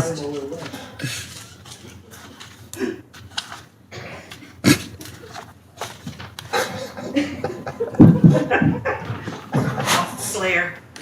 Any more? Okay, good. All right. Call back to order. Councillor Norbury. Thank you, Mayor Bertrand. Since we do have some, questions that I think are pertinent to our decision making, can we defer this and send them some correspondence to the chamber, ask them how their funding structure works, if they're able to take just unstructured funds, and if they intend to continue the grant. I think this is a different issue, though. I think this is, I think this is a grant writer position, not exclusive of the chamber funding, in my opinion. I think we should be, I don't see the need for deferral on this one. I think the questions that you're looking for in regards to the chamber, rather than the grant writer position. I don't know. Councillor Majinski? Yeah, I think I'd have to agree with you, Mayor, because they did operate without this in the past. So this is just an additional thing that they were able to offer the nonprofits. So, and if they're willing to and have the capacity to continue it, then they can also apply. And I assume this is still at the current rate of the 8,000 plus the top up of the 2,000 from NDIT, correct? If this goes out to bid? Ms. Thompson, would we be requesting the applicants to provide numbers, or would we be using that 29,000 as the number? Because the grant writer position is technically the $8,000 to $10,000. So, Ms. Thompson? Correct, Mayor Bertrand, we would be asking them to come with a number. It would not be the 29. It could be a maximum of the 10.5, which we are required to do. It would all depend on how many hours or what their proposal is, right? The minimum requirement is 400 hours. But if somebody is very successful and applying for grants and has a large list as well, it might be more than, they might say it's $25 an hour rather than X amount, right? So it would be up to whoever is putting in the proposal on what their rate would be. Right. Okay, thank you. Councillor Kukalka? Yeah, I just want to clarify that we have not received a letter from the chamber saying they want to continue. Ms. I Thompson? understand as a delegation. I mean, I know I never thought of asking that, but just want to make sure that we never received a letter, because if not, I mean, like, again, has that board decided they want to still keep doing it and they just didn't submit the letter? I would think in the past they would be submitting a letter saying they wanted to continue, or did we just automatically assume they were doing it? Ms. Thompson? Thank you, Member Council. We did not receive a letter from the chamber stating that they would continue with it. We ran into this at the same time last year because we do have to have a person named when we put in our grant to NDIT. So as I was just fairly new here, we kind of left it right till the very end. We're kind of in that same conundrum this year. We don't know if they want to continue it or not, but we really need to start moving forward on it. And so if the chamber does want to apply, they still can. It's just for us to move forward in our process. It's a good thing to do annually or to push it over a 2 or 3 year contract. Okay, Councillor? And if nobody comes forward wanting to do the grant writing, is staff prepared to have the in-house done? Ms. Thompson? Thank you. We would really have to do some problem solving for our capacity in order to do that, because right now we don't have that capacity. It is 400 minimum hours. We would need to come up with a solution, but with current staffing right now, it would be very challenging. There is another opportunity to pay into the regional district grant writer as well. I know a few communities combine resources to hire a grant writer through the regional district, so there is that opportunity as well. We do not currently, because we have supported our own in the past. Any other questions, comments? Call to question, all in favor? Opposed? Carried, thank you. 9.2, sorry, Councillor Kirby? Yeah, thank you, Mayor Bertrand. In option number 1, this just approves funding for the Chamber of Commerce in amount of $29,810. Now, I know the Chamber of Commerce is running right now. Should we be putting this motion forward just so those funds are available to them? Because I think I had miscommunications with my meeting tonight, or this afternoon with our CAO, that we weren't sure if I wasn't sure if the Chamber of Commerce was still carrying on. So do we need to make this motion, or that'll come up at another time? I think that'll come up at another Okay. time. Yeah, just to be, like, I was happy with the grant writing that the Chamber of Commerce provided this year. I was just uncertain if they were still wanting. Okay, thank you. Okay, 9.2, Recreation Past Benefit Policy, Admin 52. A report from the Director of Corporate Services dated January 17, 2022, to present to Council for consideration the recommended amendment to the District's Recreation Past Benefit Policy to reflect recent changes as directed by Council. Recommendation, please. Councillor Majinski. Council amends the Recreation Past Benefit Policy, Admin 52, as presented. Seconder. Councillor Lehman. Discussion. All in favor? Opposed? Carried. Thank you. 9.3, ice usage. A report from the Recreation Services Manager dated January 17, 2022, to report to Council ice usage and fees received from arena user groups during the 2019-2020 and 2020-2021 ice season. Recommendation, please. Councillor Majinski. Council received the ice usage report for discussion. Seconder. Councillor Kirby. All in favor? Opposed? Carried. Thank you. Councillor Majinski. Thank you, Mayor. I may have missed a meeting, but I just wanted to get up to speed on why this is on the agenda. Is it just to see where we're at and how it's been affecting the organizations? And if we have plans on what we're going to do going forward here to help out or reduce fees. I think I might have missed one of the meetings on that, so just want to see what everybody wants. I believe it was just an update, but Thompson, can you clarify? Thank you, Mayor Bertrand. It was a request from council that we provide the ice usage for the user groups and what has been done during COVID for those user groups. It was a request that our motion was made by Councillor Kirby. Good, thank you. Any other questions, comments? I do like seeing and reading in the report that staff is working with the user groups to try and accommodate during these COVID times. It has been very stressful on both ends, and I appreciate the collaboration there. Okay, moving on to 9.4. Councillor Kirkhalka, did you have something? Sorry. Thank you, Your Worship. Yeah, and I did ask for it. I wanted to see if we did something in regards to COVID when they couldn't be using the ice service. Right, there was parts there when legislation came in canceling all sports, canceling all this, and to me, staff was on. They're obviously playing with what's going on with restrictions, and I think that's what we need to do with the user groups.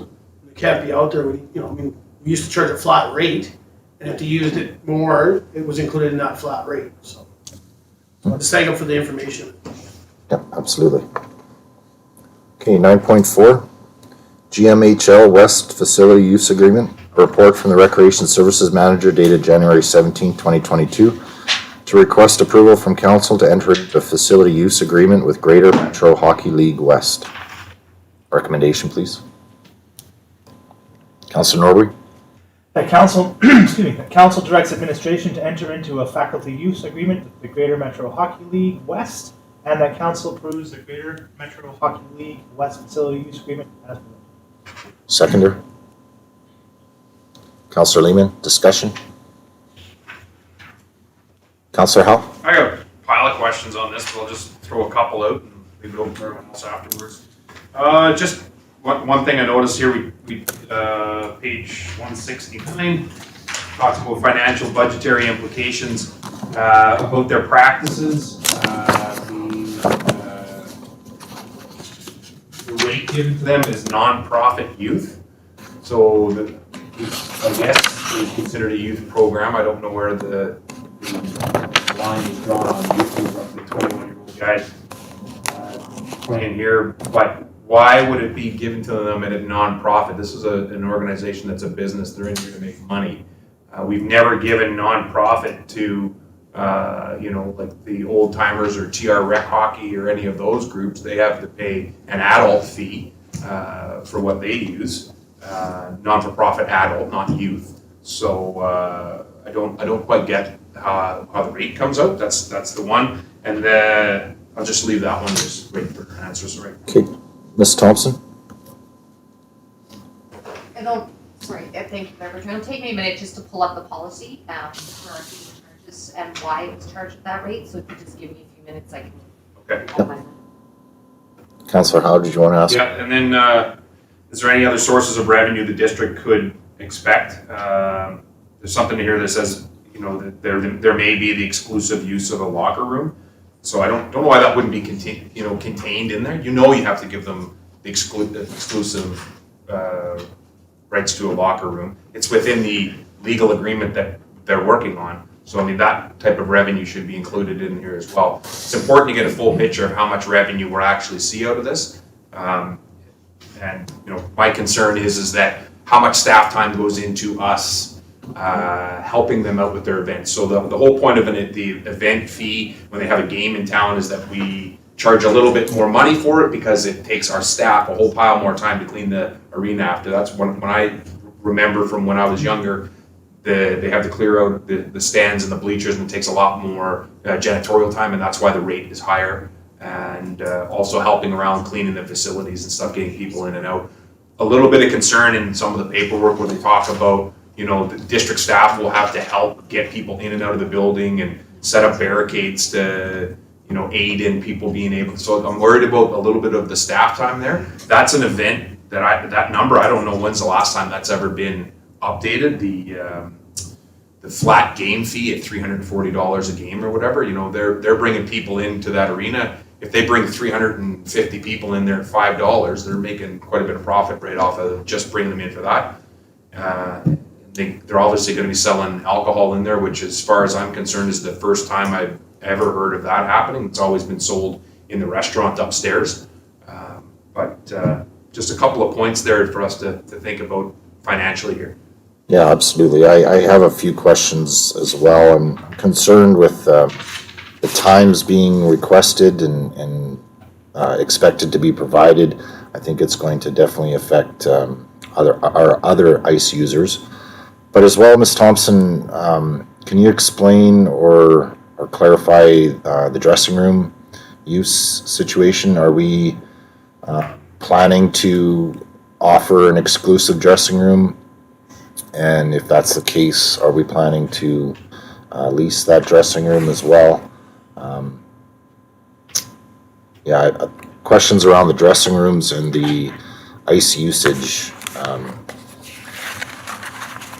When I was reading the report, some of the times that they were looking to secure is definitely going to affect tournaments of minor hockey in the future. You know, I'm sure these are all items that we can work through and bend with the other ICE user groups, but it is going to take some effort to make some room, I'm sure. Ms. Thompson.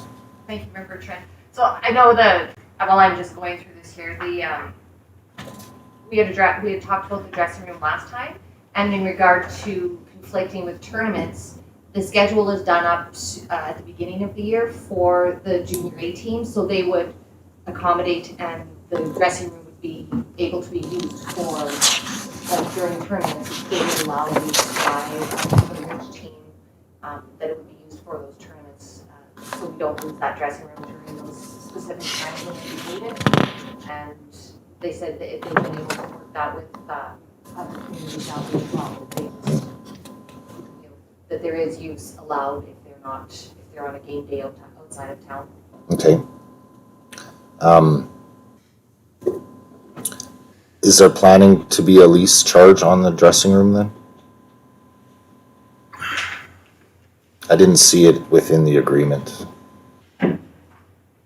That I would have to look into. If council wants, we can write down these questions and we can bring it back to a PPC and have a discussion at PPC with information as it comes forward, you know, with answers coming back and being able to answer those questions, because we don't want to rush this process either. So if there are questions or something that has been omitted or that we missed, then we would be better off to bring it back to PPC PC to discuss. I think that's a good idea. I think, Councillor Howe, I know you have a list. I have a fairly short list, but I think maybe, we can bring those questions to the CAO, after the meeting and, move this to a PPC. Does that seem reasonable? Councillor Howe? I mean, I'm prepared to talk about it now and in open in public. I'd like to keep it rather behind, but I mean, if there's some. Not enclosed, in PPC and, the next committee meeting. Okay. Yeah. Councillor Kirkowka? Yeah, but I just thought you said you'd see the CAO afterwards with the questions. After this meeting you're talking about? I'd rather do them all here. And then they can collect the questions and Yeah. have it ready for the PPC. For the PPC, yeah. Okay. Councillor Howe? Yeah, so one is the ticket office. Maybe that can be answered really quickly. If not, bring it to PPC. Is I thought the ticket office was currently being rented by the minor hockey organization. So we would have to think about where we then move minor hockey's office. Page 173, game times. They talk about wanting, and I get this, I think the idea behind this is that they want to keep locks open until they get their schedule figured out, and then they would, any additional ice time that's left there would then come back to the district. They don't need from 6:30 to 11 o'clock to have a hockey game. They may need from 8:30 until 11 o'clock, 3.5 hours. So if the facility's open, same thing as what they talk about on Saturday. I just want to make sure that that's clarified, that they're not blocking the entire time for their game. They don't need an hour before the game to do any activities or an hour after to do any activities. So that was some concern there. Friday nights, obviously that's old timers hockey nights. And, you know, as long as I don't think that the old timers group, not speaking for them, I am a member of the group, but I don't think that there would be any concern provided it's not every Friday night. If the majority of the games take place on Saturdays and Sundays and don't affect old timers hockey skates, in the past the old timers have given up their ice times for minor hockey and for tournaments, events, figure skating, carnival, so they could decorate and things like that. I don't think that would be a concern, provided it's explained to them that we would prefer you push your games on to Saturdays and Sundays, but we're willing to accommodate some Fridays. And then again, for minor hockey as well, I don't think the Sunday times affect minor hockey at all. Generally, minor hockey is tournaments are wrapped up by 2 o'clock. That's the last game usually is ending the way our schedules have been in Tumbler Ridge in the past, because you only see 5 or 6 teams coming into Tumbler. They're not the 8 and 10 team tournaments that we used to have in town. So I don't think the Sunday afternoons are a real big issue. So then the thing about the rate that I wanted to just mention was anything before 3 p.m., maybe that could be given out at $51.25, because the prime time of ice usage is when all the kids are out of school. And it's compact between minor hockey, figure skating, old timers hockey, ladies hockey when they're trying to go, rec hockey, of that time between 8 and 10 o'clock at night. It's more of a prime time schedule. Thinking maybe that's why the $51 rate was put in there. But outside of that rate, where they want to get ice time on a Tuesday evening if something comes available, or Saturday afternoon or something, they should be paying the prime time rate of an adult for-profit rate. If it's to help get them in here and they're using the ice at 1:30, that place is never used at 1:30 in the afternoon. There's nobody in there through the day. I don't know how they're going to do that, but that's up to them to figure out. Advertising, I have a concern about the user groups. I don't quite understand what's going on with the advertising on the ice right now. So we already sell advertising. The District of Tumbler Ridge does it. Take the money, based on who those people want to fund, they give that money out to community group organizations. Provided that doesn't stop, if they want to secure their own advertisements and get that type of money for them, I'm not totally against that, but they should think that, you know, the idea of the advertisement was to help minor hockey and figure skating and junior rangers and places like that.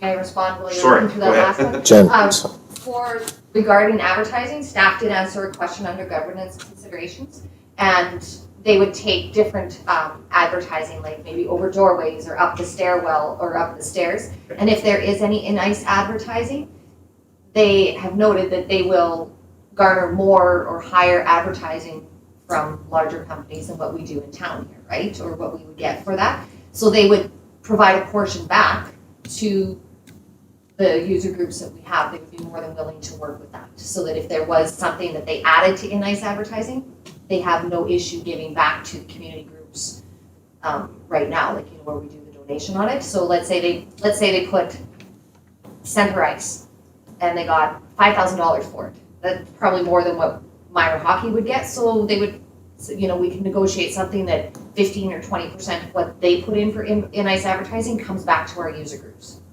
So that's the way, and we had that conversation with them on the first initial day when they were here. And, you know, we can still continue working on all this, but that was one thing that they did say, is that they have no intention of taking fundraising from local groups that are currently receiving it. Okay, thank you.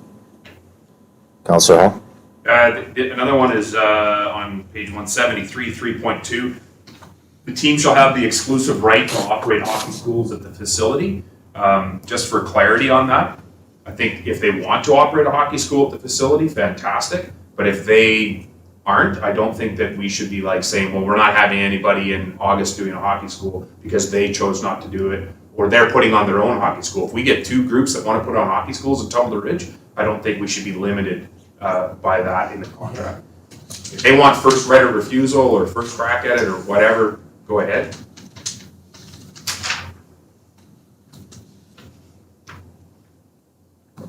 One other board.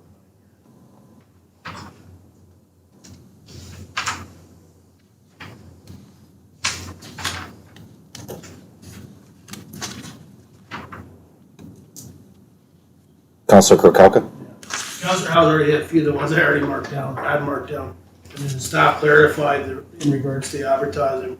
In the thing, I just wanted to make sure that was clarified. I read it the right way.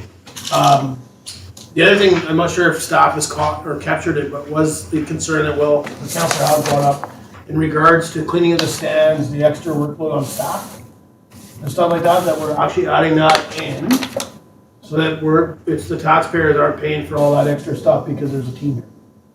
That's very, very important. That's not something covered by the taxpayers. You know, they're expecting cleaning staff to be in there and it's going to be an extra 4 hours for whatever amount of staff that they need to bring in. That is covered by the team. Yeah, there is possibility that we can back charge. I know when I was involved with the old timers, if we needed staff support, we did get back charged in that regard. So that is possibility, but yeah, I think that should be captured in.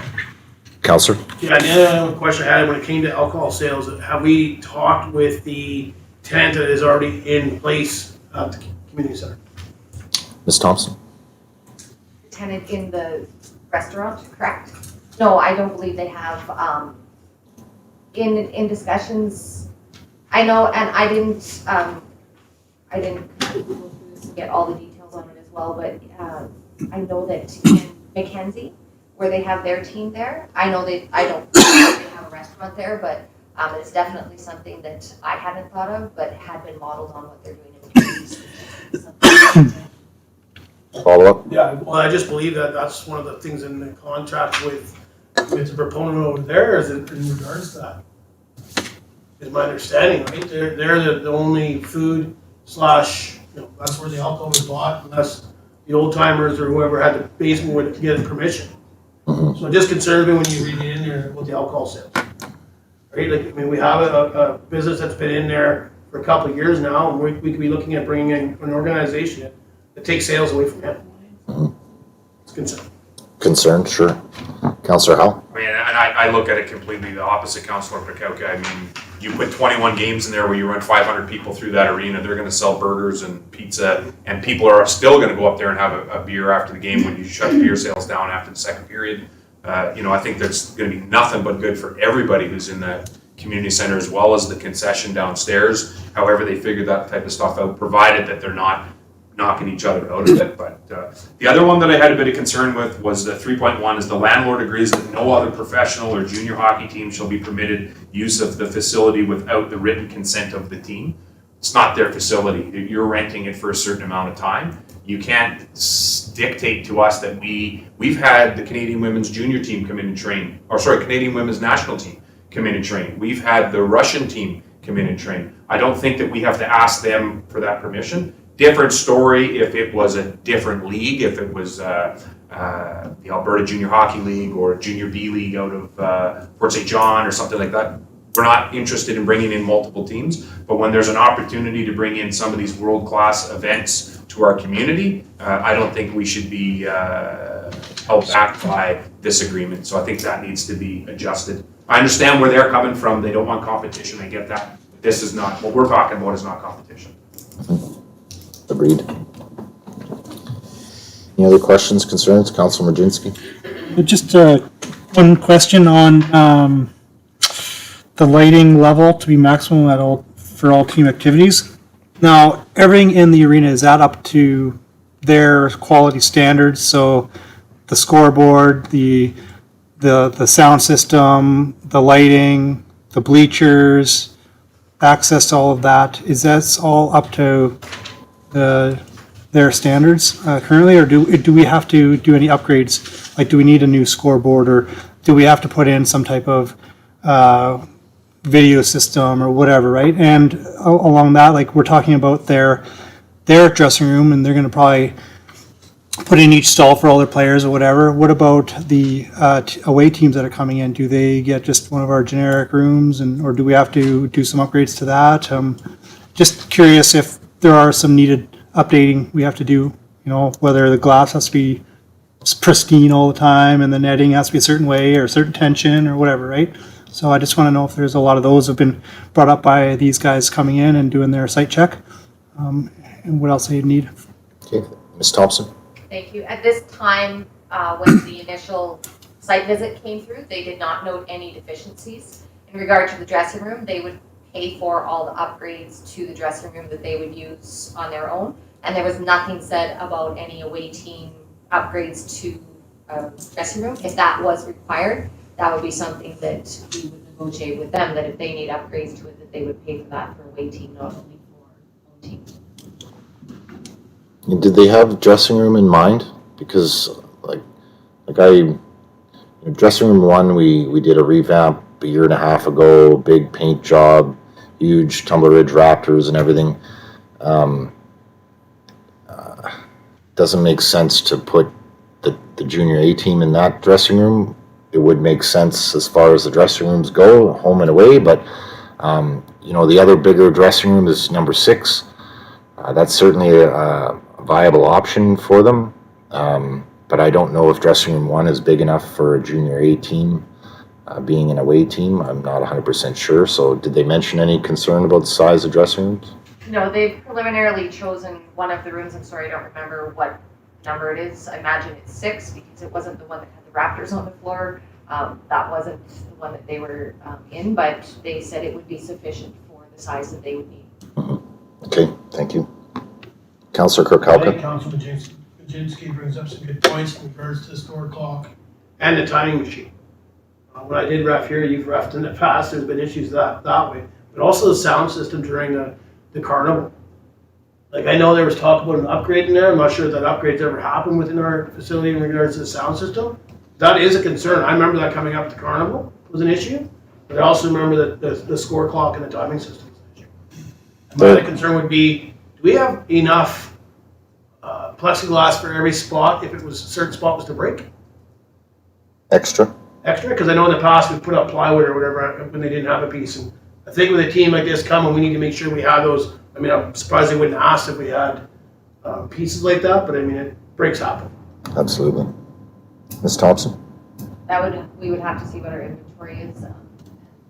I'm not sure what our glass inventory is. Councillor? And just in regards to how we mentioned reffing, I'm not sure, maybe they didn't check out the ref room and maybe that's not their forte. But I believe there is a standard when it comes to that officiating level. So it might be just something you want to, I would ask them that. I mean, I know the ref room we have now, it's pretty tight to fit 2 full men in there. They're going to have 4. Yeah. Right? They have 4. That'd be a challenge. I think there is a standard when it comes to officiating at this level. You don't just put it into a closet. Certainly. Councillor Murginski? Thank you, Mayor. And also with the operating of the score clock, would that be a staff thing, or is that on to the organization and they would have somebody come in and do all that? Yeah. Yeah, absolutely. Councillor Howe? So, one was always the room for junior hockey in Tumbler Ridge previously, and also for the men's senior team that was in town, the TR Panthers. One is the home side, and 6 was the access for them, the previous team to come in with the bus. So they can come in with a bus, they can enter and exit without having to deal with the public and the crowds and whatnot. If you swap them and you had one as the one that the visiting team comes in, you get a lot of that cross traffic and people running into each other and that type of stuff. And sometimes the tempers run a little hot in those games, so you don't really want those guys crossing over with each other. But one was always a room, and yeah, there's a Raptors logo painted on the wall in there. Fantastic. The staff did a great job with it. That can just as easily be moved to number 6, or like staff previously said, that if they're out of town for a tournament and we can utilize that room, maybe they leave it there. To me, it's a painting that can, staff can redo it and do something different down there. This is an excellent opportunity. I think we got to keep the facility the way it was designed. That's the whole set down there. Yeah, I agree, absolutely. Lots of questions and concerns. Certainly, I think we need to defer this to P&P. So a motion to defer. Second, Councillor Kirkowka. All in favor? Carried, thank you. Absolutely agree. I think this is an excellent opportunity. Schedule of meetings, 9.5. Any issues there, Council? Been contemplating possible strat plan workshop, Council and CAO. Thompson, has there been any response in regards to a strat plan facility?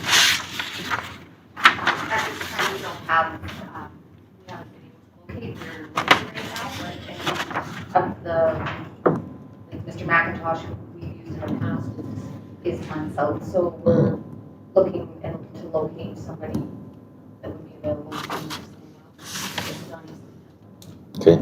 I'm just wondering if council would like to meet as a group in a workshop setting prior to gaining a facilitator, just to kind of go over the fuel list and get focused, get them back on track and see what priorities are on everybody's minds prior to, I'm not sure our success on securing a facilitator in the timeline that we've requested, so I don't want to delay the process anymore, and I think it's a good opportunity for us to sit down and chat. I think the strat plan is very important this year, and it needs time to be discussed.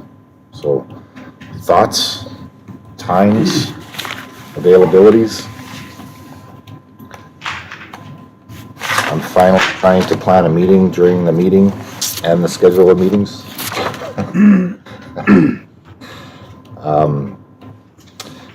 I think we're trying to focus on the end of the month for strat plan facilitator. Is that correct, Ms. Thompson? We're looking. Looking or trying to? Close to even, have an answer back by the end of the month, but not for securing them for the end of the month now. Right. What's council's thoughts? This month? Yeah. I think it needs to be this month. I agree.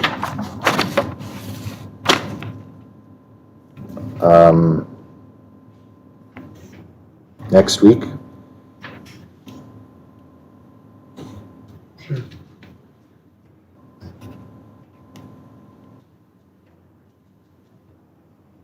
Councillor Howe? Maybe the 25th even? 5th evening? Or during the day? Evening probably. Evening works for me, but. Yeah, okay. Evening?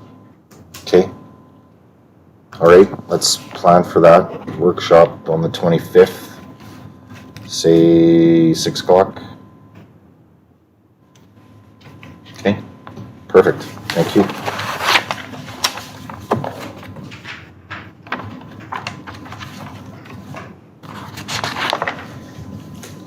Okay, notice of motions. Councillor Norbury. Thank you, Mayor Bertrand. Excuse me. Hold up. that the District of Tumbler Ridge add handicap accessible doors to Willow Hall. Okay, thank you. Any other notice of motions? Councillor Kirkhalka? The snow clearing policy brought forward to the P&P. Pardon me, sorry? The snow clearing policy brought forward to a P&P. Ms. Thompson, does that need to be notice of motion, or can we just ask or request? I think it's just a request, isn't it? Yeah, please. Okay, any other notice of motions? Okay, moving on, 10.1, Councillor Kirby, GEOPARK. Councillor Kirby brought forward the following notice of motion at the December 6, 2021 meeting. Councillor Kirby? Yes, thank you, Mayor Bertrand. That staff add the Tumbler Ridge Global GEOPARK to the 2022-2023 budget discussion as a line item for the amount of $120,000. Seconder? Councillor Majinski, discussion? Councillor Howe? I think this is a great spot to start, but it needs to be, we need information from this. This can't be, this is it, like, they need 120,000, give them money. I want to see some numbers. Where are they at? How much money have they brought in? How much have they saved? How much have they spent? I want to see what they've done to try to make a few bucks. Like their financials for the year 2021? Yeah. What have they tried to, where have they gone for funding? Yeah, that's reasonable. Councillor Norbury? We're trying to support it. And with the hope that, the motion that you brought forth that the PRRD gets approved for the extra function. 8,000 people, 68,000 people come in. They say on average they spend 3 days here, $100 a night. $1.8 to $2.4 million that tourism brings into our community. I know you're looking like that, Councillor Lehman, but averages are a great source of information. Somebody spends 60, next person spends 140, averages, right? So we can't directly help businesses, but we can indirectly help them by supporting tourism to get that money in. So however much we put in, it's a whole lot less than $2.4 million. If we can help our business community in this way, 100%. Okay, thank you. Councillor Kirby? Thank you, Mayor Bertrand. That's one thing that's always in discussions when you're sitting on a tourism meeting is how do you actually determine how much money is coming into your community. Amanda mentioned that we could look at getting an economic impact study on the area regarding the GEOPARK. But I mean, the GEOPARK is just one aspect of our tourism, and they really are the promoter of everything that encompasses Tumbler Ridge. So they are definitely an economic driver, and it's Councillor Howe has, he's looking for specific numbers. I don't know if we can come up with the exact specifics, but we definitely know that it is it's definitely bringing money into the community. So I don't know how we can determine the exact amount, but we can figure out a way. But I just think it was a good presentation tonight, and it is at that point where we have to decide whether we are going to keep funding this industry. I myself am, as you know, I'm a supporter of anything tourism in Tumbler. Councillor Howe? So if they can't come in with a breakdown of where they're spending $120,000 of taxpayers' money, I won't be giving them a cent. So they should be able to tell you where that money is going to be spent to start with, and then what have you done to try to get money? That's what I'm looking for. Just overall 2022 budget should be able to show us that, right? Mm-hmm. And activities. Yeah. Councillor? Yeah, thank you, Mayor Bertrand. I think they did state that it will go to wages and just the rest of the operational costs, that'd be paper, pens, that's basically where that money is going, is just the rest of the wages that were being funded by the PRRD, all this operational. And that they will be funding out for the other, they're getting a business plan together to figure out the other costs that will be coming down the road with the Geo-Interpretive Center and the, the mobile exhibits.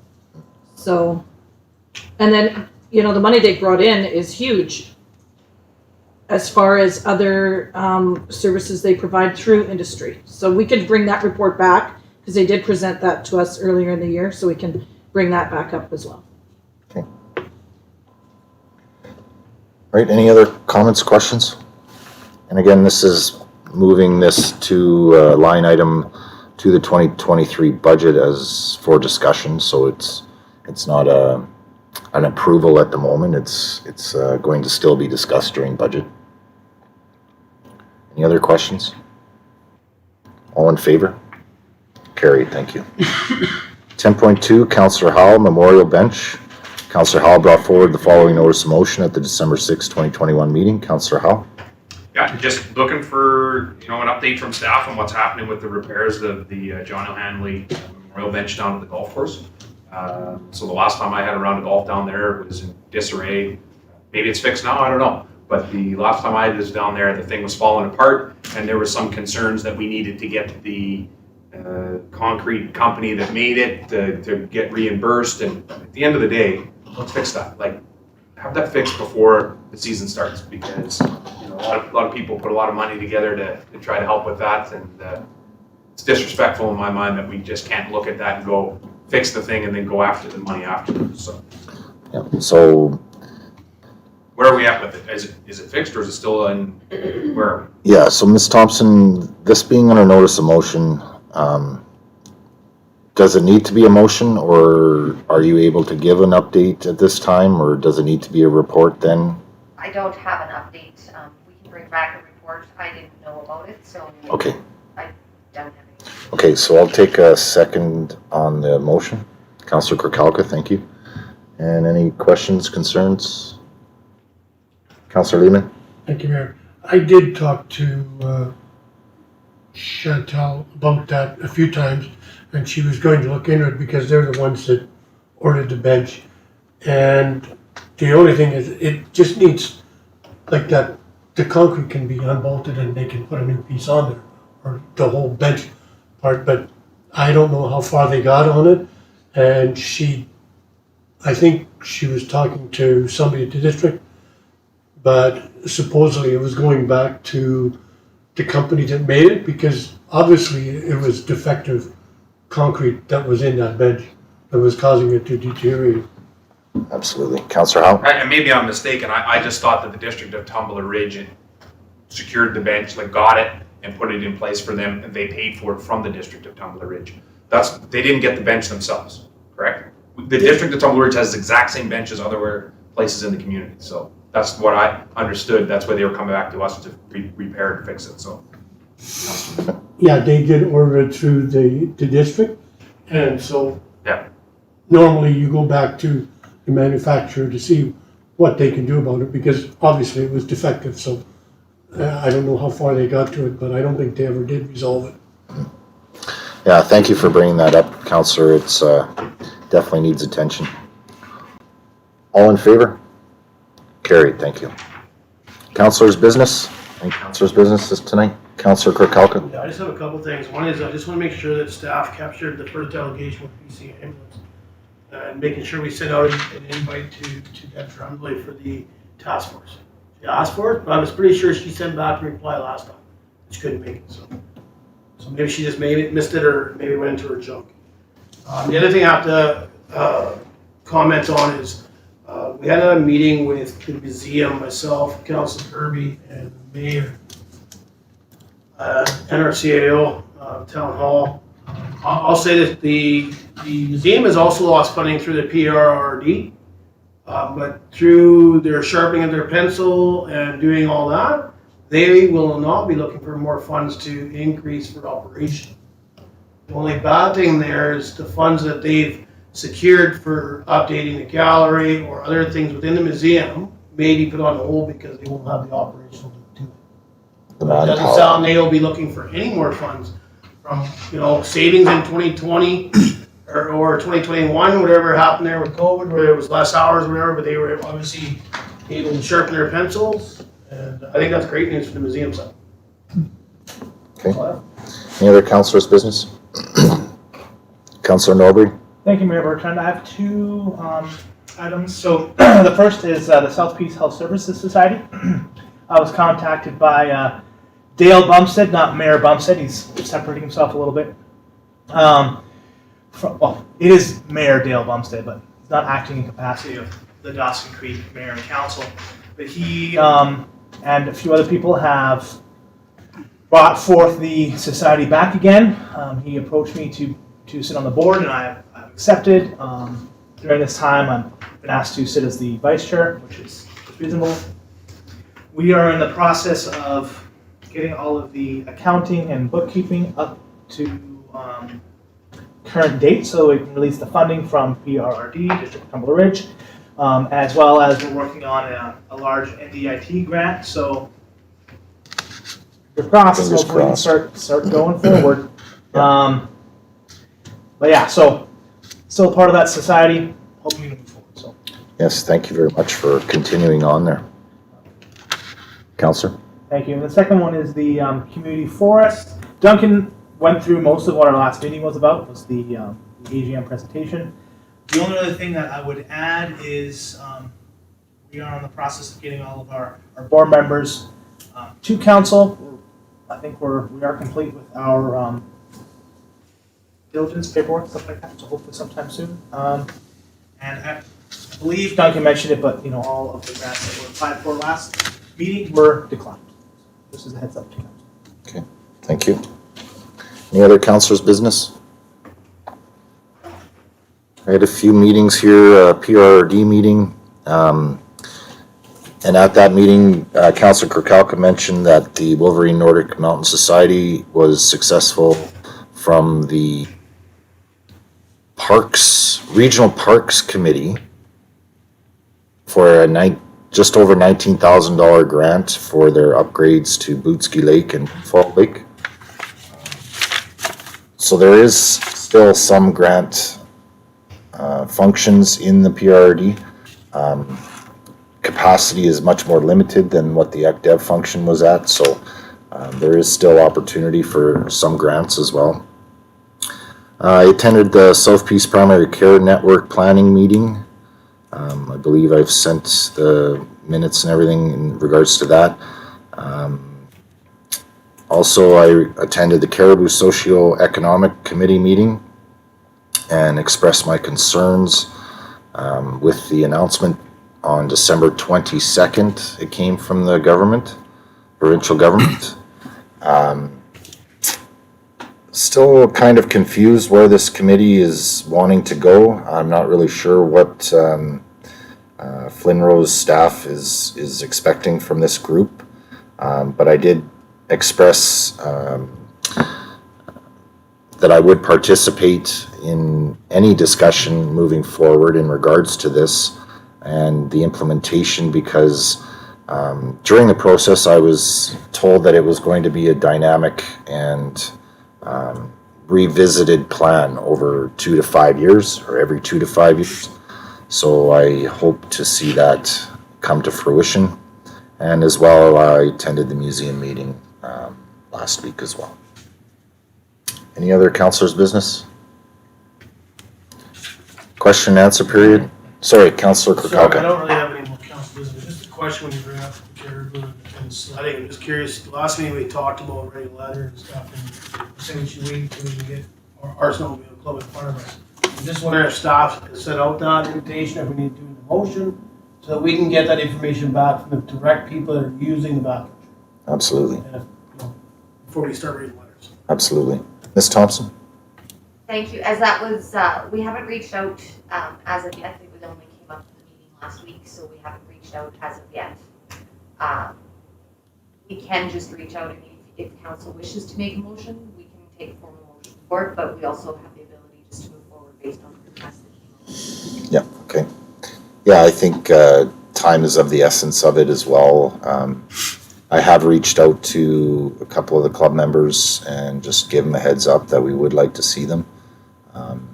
Basically just to show a combined effort and hear their input before we do send a letter. PRRD is planning to draft a letter to send in response. Not a very good response, definitely. Okay. Ms. Thompson, any question answers by email? I have none. Thank you. Resolution to close meeting. I'll move that the meeting of the District of Tumbler Ridge Council scheduled for January 17th, 2022, closed pursuant to the Community Charter provision section 91 C and J as follows. C is labor relations or other employee relations, and D is information that is prohibited or information that, if it were presented in a document, would be prohibited from disclosure under section 21 of the Freedom of Information and Protection of Privacy Act. Second, Councillor Majinski, all in favor? Opposed? Carried, thank you. 5-minute recess, please.